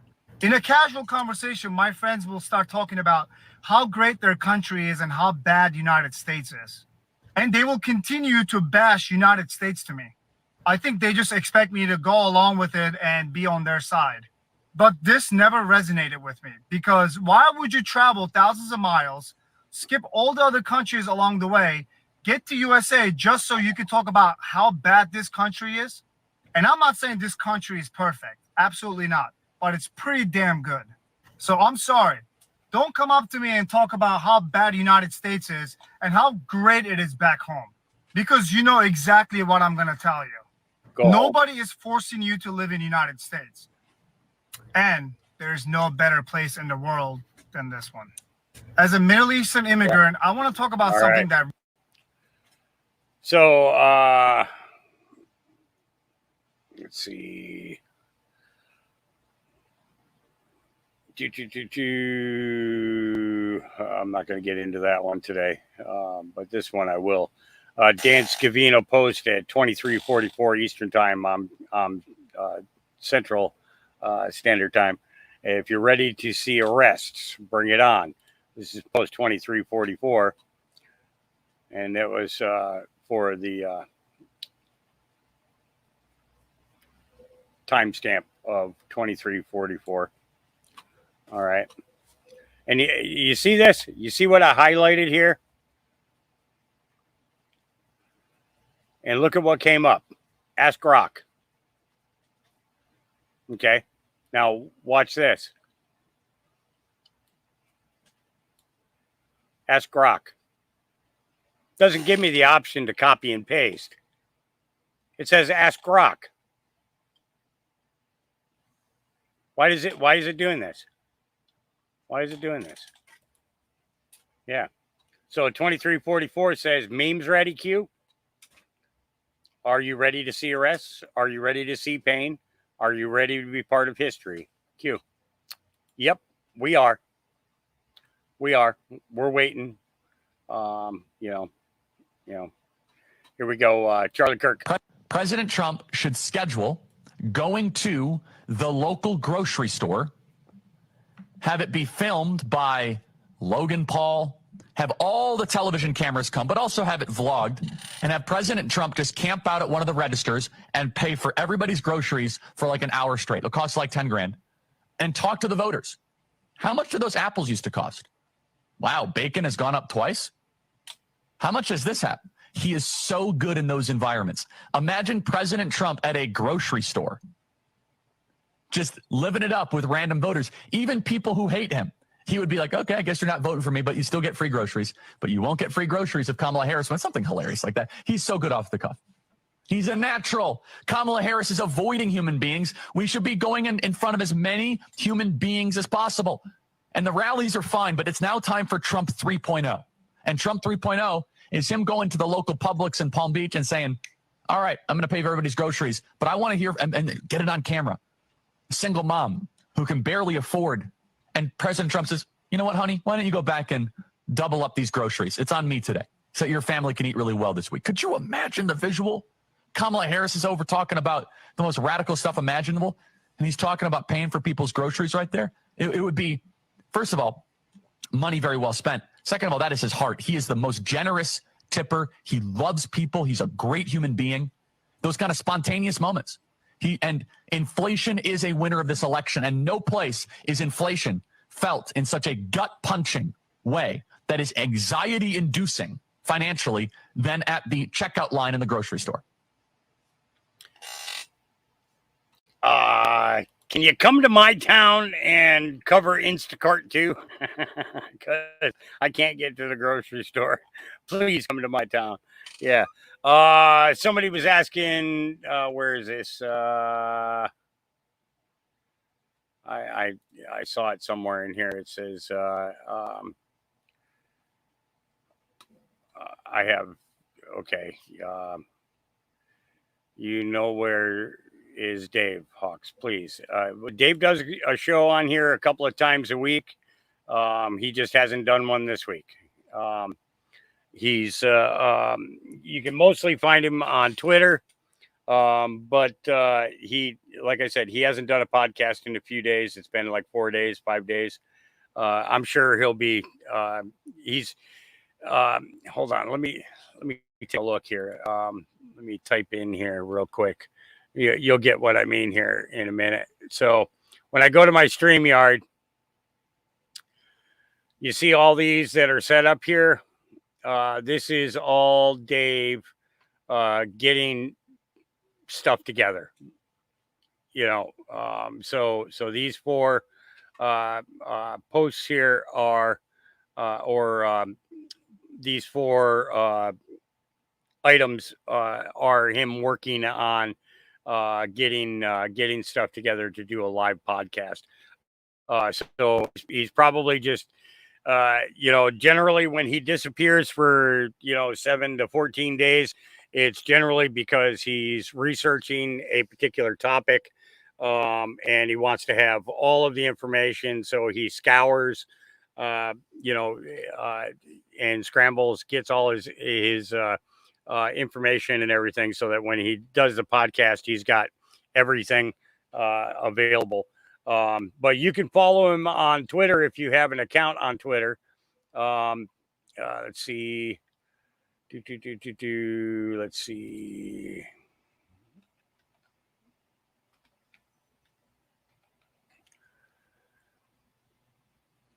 Oop, how come I didn't put the D in there? There we go. Let me pull this up. And this is his Twitter. And then he's also got the indoctrination on Rumble. Give me a second to pull this up. What I like about this is it pretty much fills in. That's as far as I've got to spell in order to get the indoctrination. And this is his Rumble page. So I would recommend going on to those and do a follow on Twitter, and do a follow and turn on the bells and whistles notifications for the Rumble side. All right. When he's ready to do one, he'll be back. He'll be doing another one.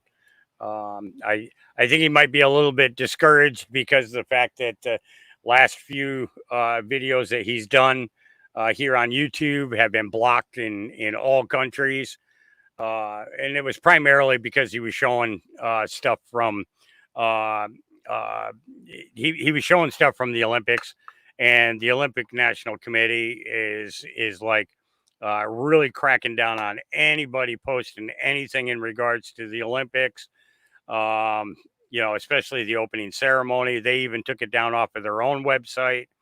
It's no longer up there, primarily because a lot of people didn't see it live.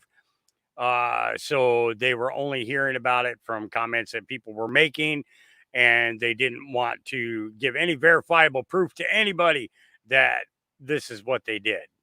So, all right. Let's moving on here. I hope I answered your question. But yeah, he'll be back. So, his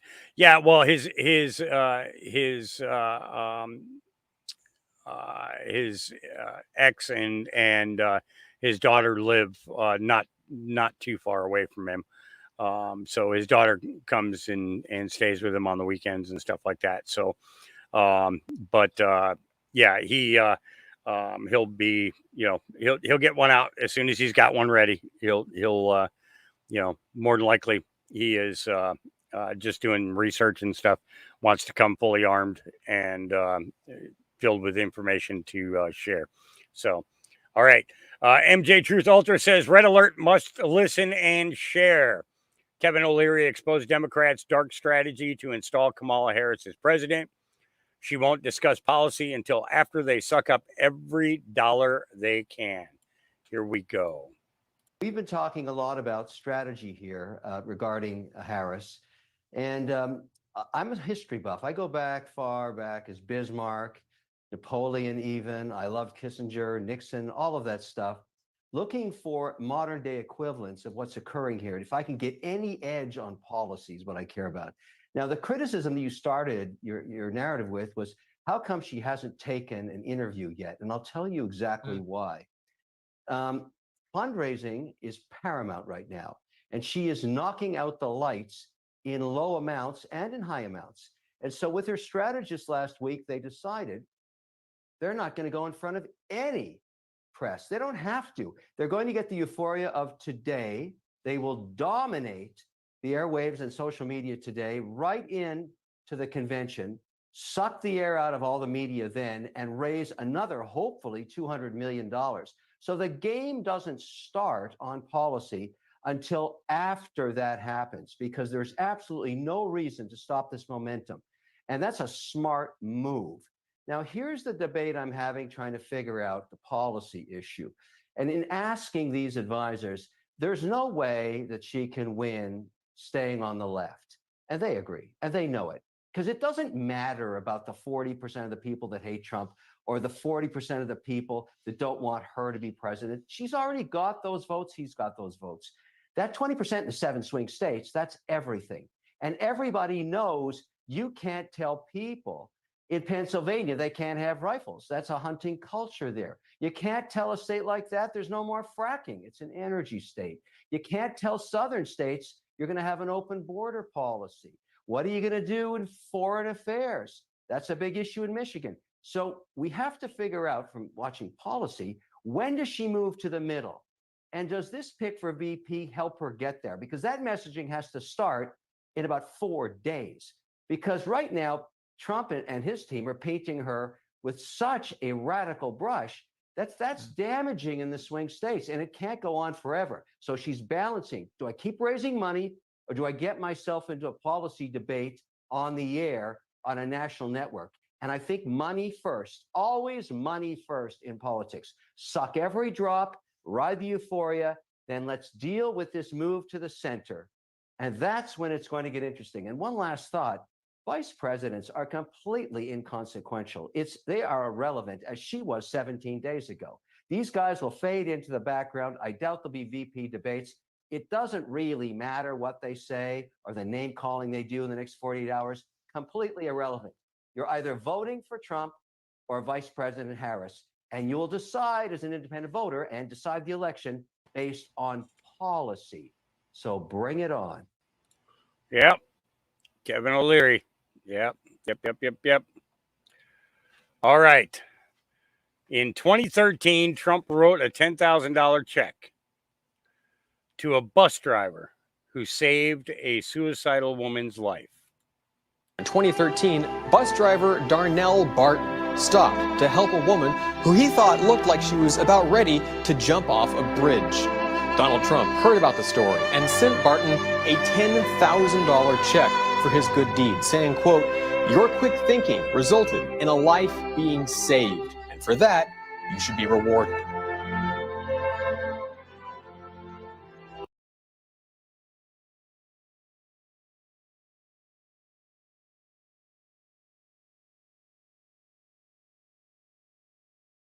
A lot of other people have been convicted of crimes, Stephen. A lot of innocent people have been persecuted by a corrupt system. What kind of corrupt system throws Republican lawyers in jail for offering good, sound legal advice, but does nothing with secretaries of state who plainly violated their own state laws and constitutions? How many people are in jail right now Joe Biden and Kamala Harris are the #1 traffickers of children, girls into sex slavery on planet Earth. How many people are in jail we've for that? gone this far, How and many we've people are gone in jail this far for in an illegal exchange. censorship, We're not doing just anything you want to rip off the internet that's false, and we're not doing defamation here. As you know, there's other Trump allies who've got a lot of trouble for that. We're not doing that here. You want to What is talk the about democracy? You sound right now. I'll let you respond, and we are running over on time. But you sound more outraged about what. Stephen, I'm going to finish the question. I'll give you time. You sound tonight more outraged about what you allege is that double standard, and I've given you time to explain it, than the people who battered the cops and led to deaths and stormed the Capitol.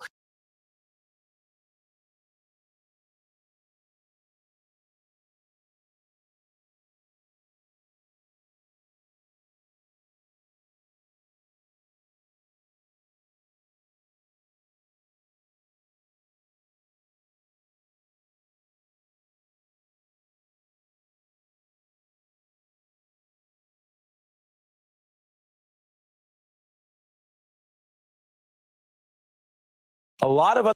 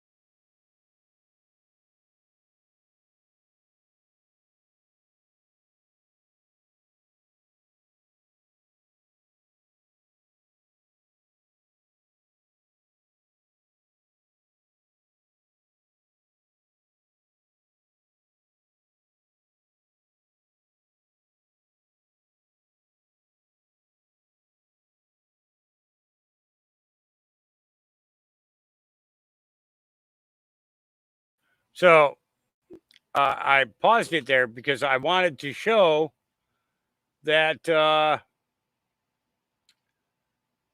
where is he? Where's the gunman? Where is he?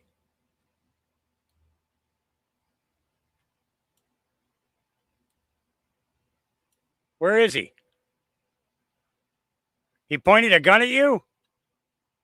Where is he?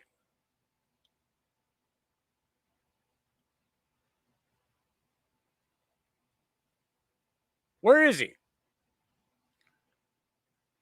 He pointed his gun at you and you dropped down and ran and grabbed your rifle. Where is he?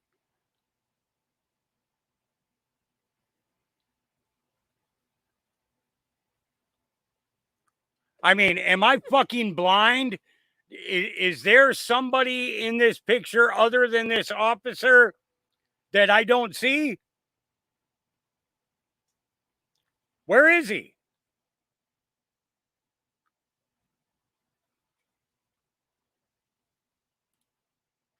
Now he's going to jump down. I thought he fell on the ground and hurt his ankle. Thought he hurt himself. Remember, that was the first report we got, that his ankle was all messed up. He was laying on the ground calling for help, help, help.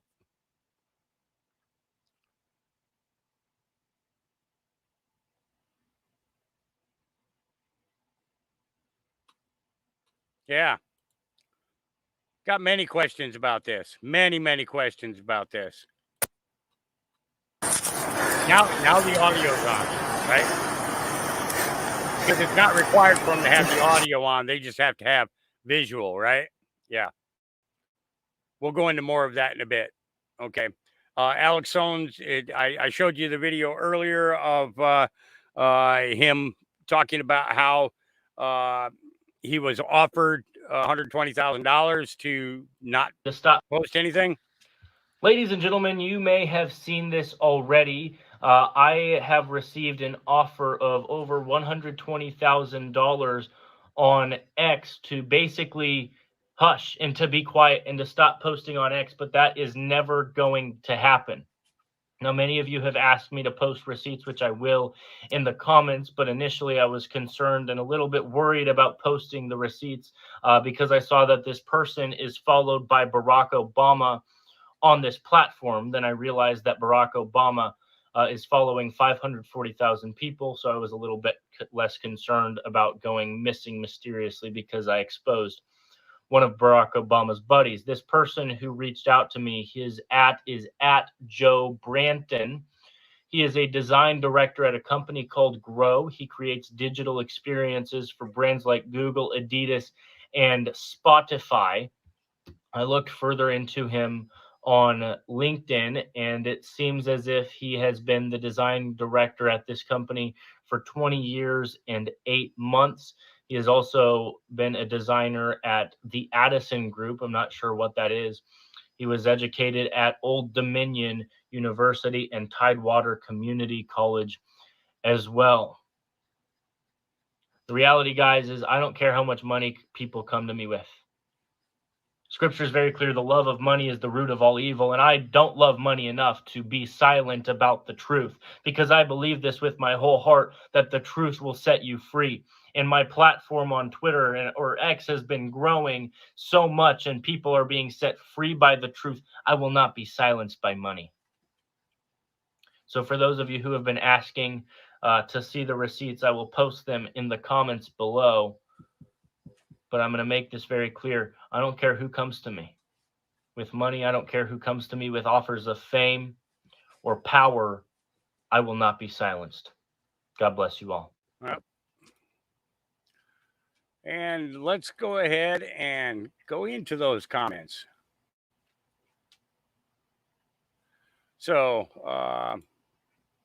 here's one. I tried to send you a hush money payment, but Venmo only allows $5,000 at a time. I'm trying to send you the perfect payment of $130,000. Is that in any other way I can pay you? Hush money for what? To hush about. Why does it matter? It will be the perfect payment. That's strange. Yeah. And then they send a picture of Donald Trump. No, sir, I'm not taking that. I have a voice and I will use it. And then here's a picture of Donald Trump. I love what I do and I love seeing my growth. I'm not going to stop it because of 130,000 when I can make much more than that just by working hard. Your posts keep showing up in my feed, even though I muted you. So I was just trying to fix it. And this is the person who was communicating with him. And yeah, I think it's great that he's stepping out. And now Joe Brampton has disappeared. Something went wrong. Try again. These posts are protected. Yeah. Oh, it all comes out in the wash, right? It all comes out in the wash. All right. Let me keep going here. So I was talking about Harley Davidson and Sturgis. Well, guys, as you know, we've been a little bit intrigued with this Budweiser controversy, and as it relates to motorcycle riders, I got to tell you right now, though, not looking good. As you can tell, Budweiser is spending an awful lot of money. They're ramping up the motorcycle campaign. These guys working hard. We give them a big shout out. You can get a Sturgis glass in there, right? Yes, sir. Sturgis glass. That's good. Thank you very much, Budweiser. We appreciate you. But here's the thing. Right now, maybe because of the bad PR, the controversy, people staying away from the Bud tent, we'll keep an eye on that, see if that's the case all week. I still say it's going to blow over. I think it's going to take some time, though. What say you? It's interesting. The reason I'm interested in this, I heard Mr. Wonderful on Shark Tank give his 2 cents about how a brand should never pick a polarizing issue, and that is the unenviable position that Budweiser found themselves in right now. But as a wise man said on Cycle Drag, political views may be no match for alcoholism in the end. I think if you like Budweiser, you'll probably come back to Budweiser, although some may switch. What say you? Let me know. Yeah. So let's go on to the next one. Cycle Drag has fielded a lot of questions asking, is there really a Harley-Davidson boycott going on at the Sturgis Motorcycle Rally? So we wanted to come down here and investigate for you guys. If you remember, Cycle Drag showed you the Budweiser tent last year. Well, now this year, Harley is being accused of some by going woke, and there's an organized boycott taking place. Right now, if you take a look under the Harley tent, not a ton of people. There are still some checking out the new motorcycles, checking out all there is to see, but it does look like attendance is a little bit lower than usual over here at the Harley Davidson tent. Let me know your thoughts down below. Right now, like I said, their CEO under fire on social media.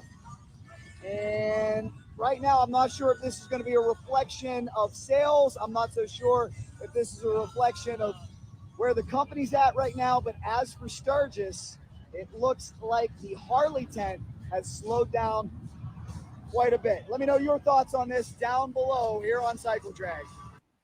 Yeah. Yeah. It's they said Sturgis, the Sturgis attendance is 2/3 less than normal. And I don't blame people for not going. I do not blame people for not going. All right, older millennial.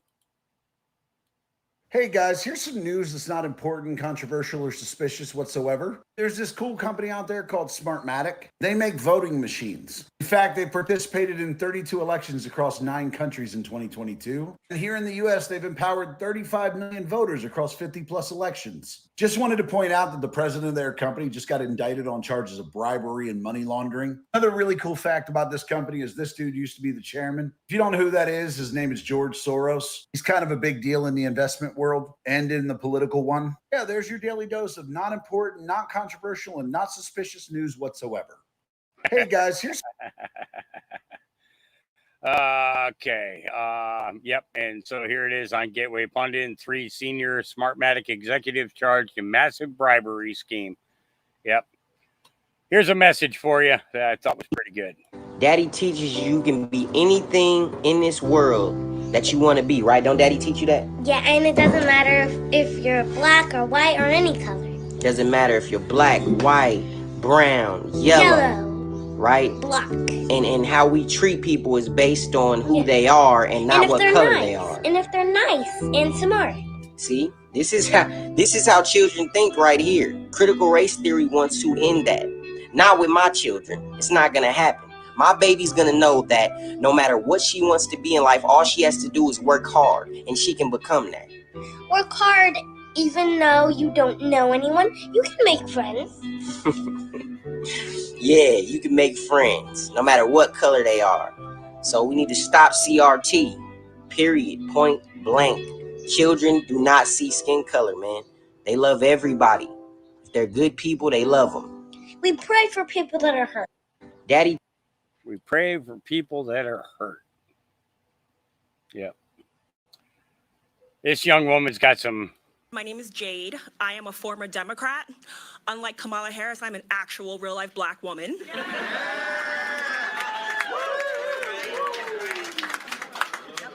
And I'm a former Democrat who is currently registered Republican. I stand here before you today because I'm tired. I'm tired of the Democrats using the generational trauma of my people to garner votes.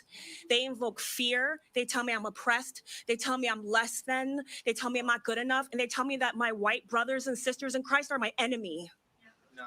They are not. As a follower of Jesus Christ, Ephesians 5:11 tells me I must expose the works of the enemy.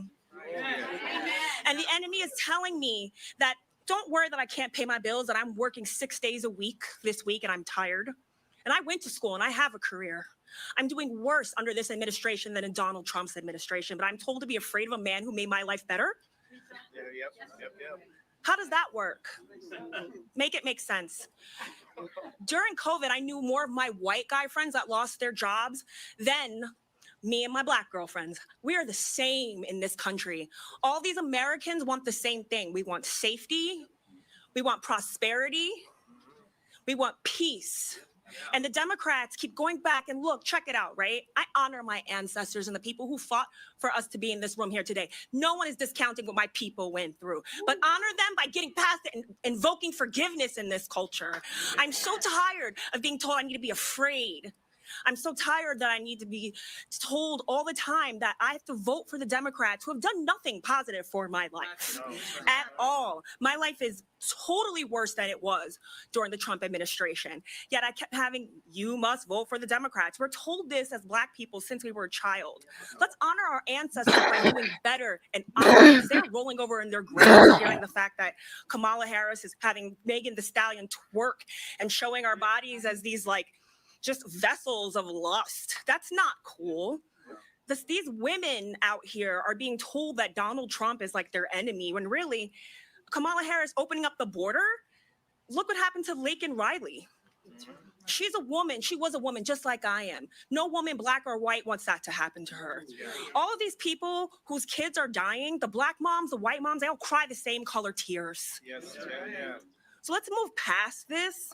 Let's vote for Donald Trump so we can all be prosperous again. Let's get out of this fear, this rage, and this anger because it comes from the devil. So hear me, Black folks. Hear me, white folks. We are so much more alike than we are different. Oh, yeah.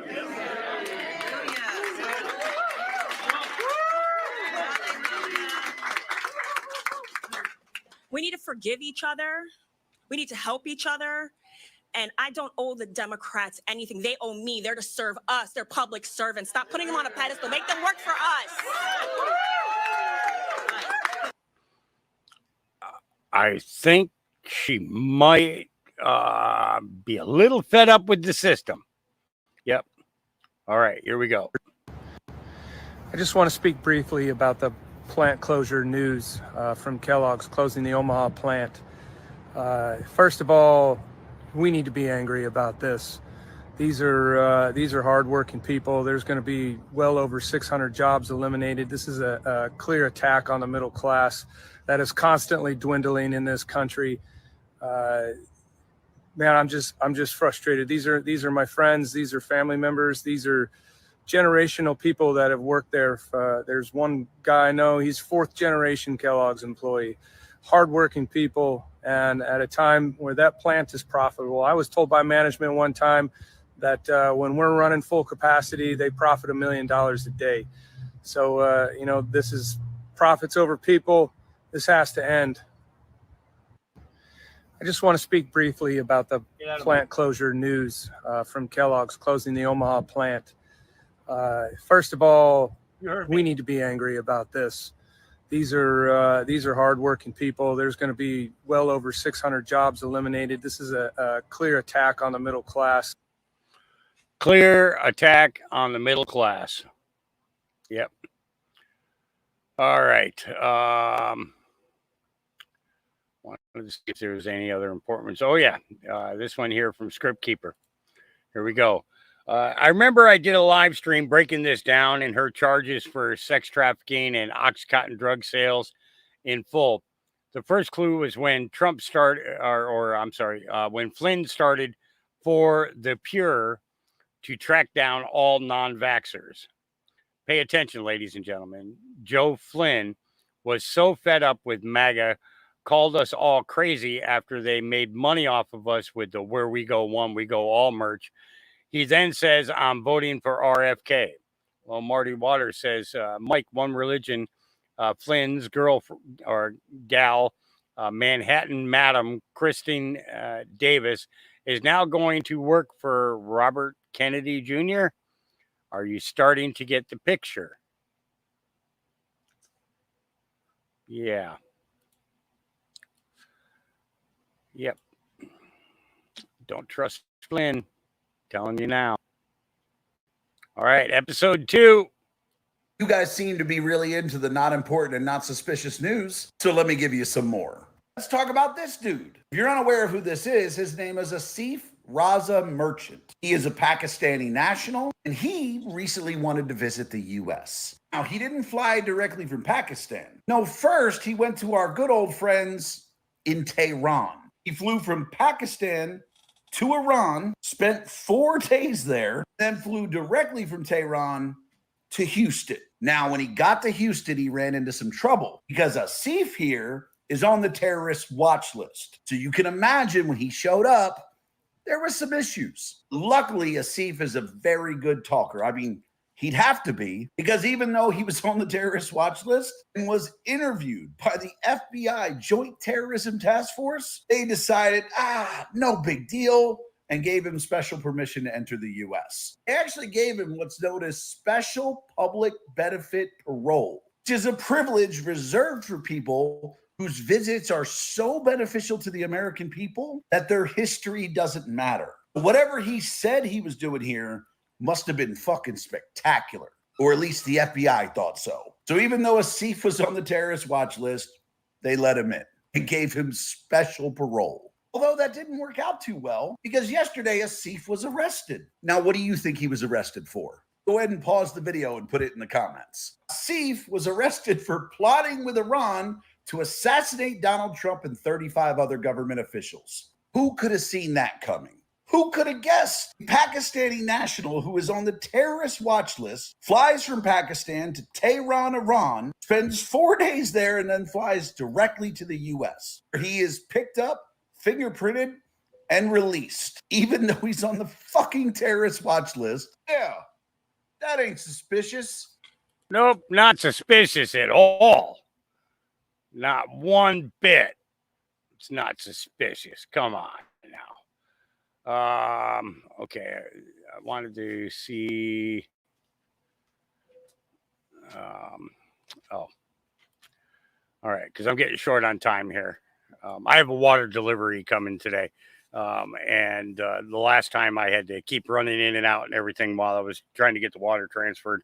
I want to avoid doing that. You know what? I'm going to follow him while I'm at it because I like what that kid's doing. So the flat earther says what passing through the Antarctic wall might look like. Oh, you ready to have your mind blown just a little bit?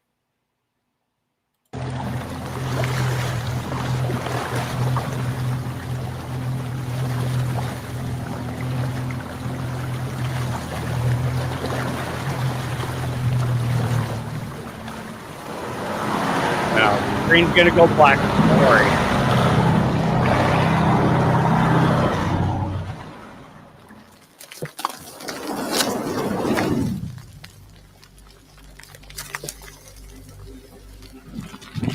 Hang on, guys. Hang on.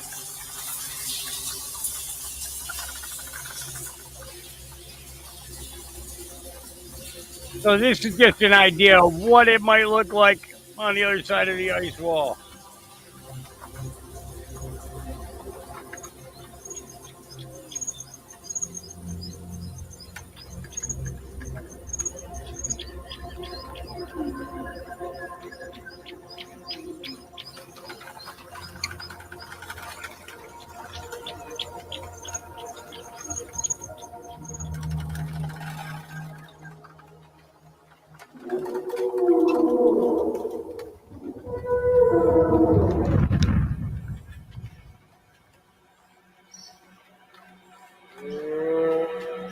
Whoa. Whoa. You never know. You never know. Let's see.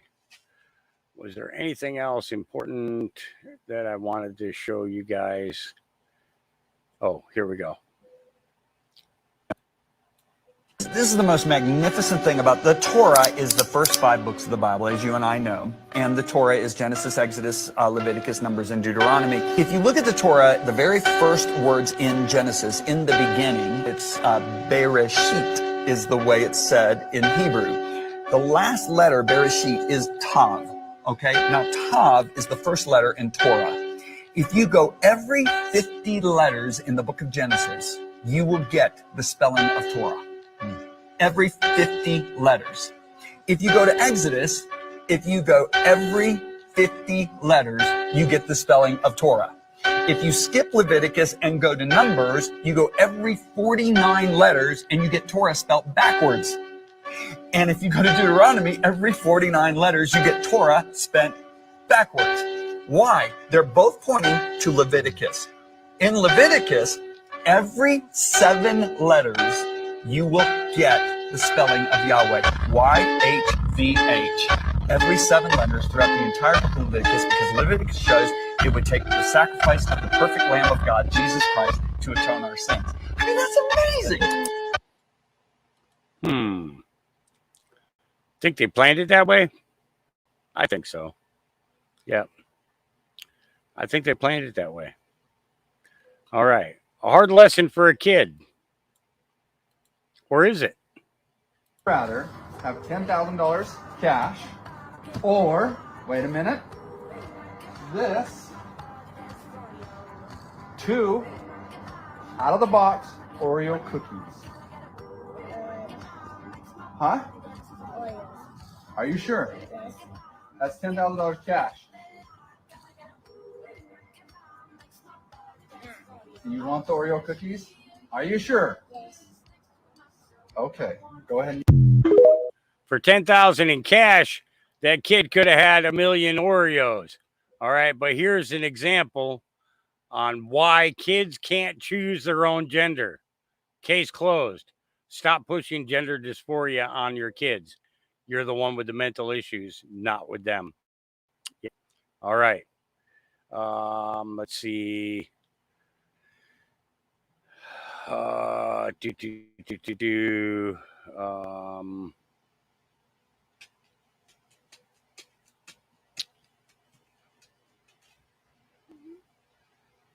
Let's see.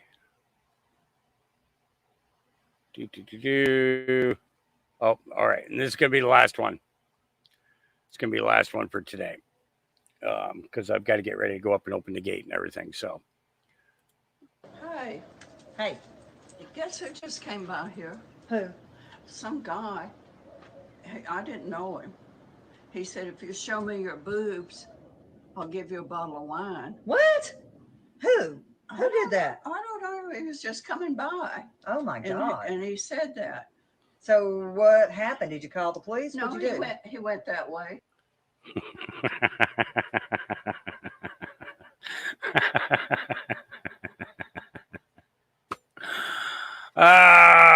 Okay.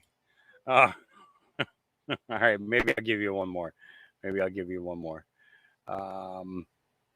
Let's see here. Hang on.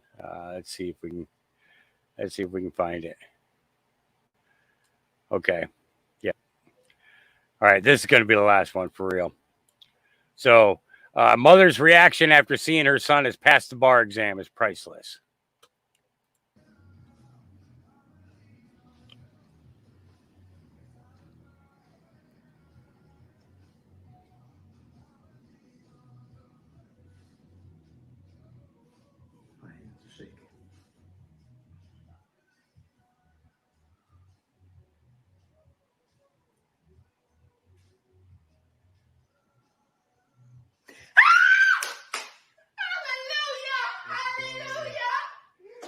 Hallelujah! Father God, in the name of Jesus. Thank you, Lord. Bless your mighty name. Hallelujah. Thank you, Jesus. Oh, glory be to God. Hallelujah. Hallelujah. Hallelujah. Hallelujah. Glory. Hallelujah.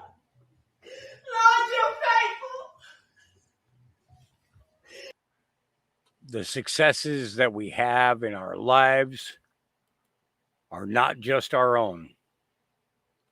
Our successes are placed there for us to achieve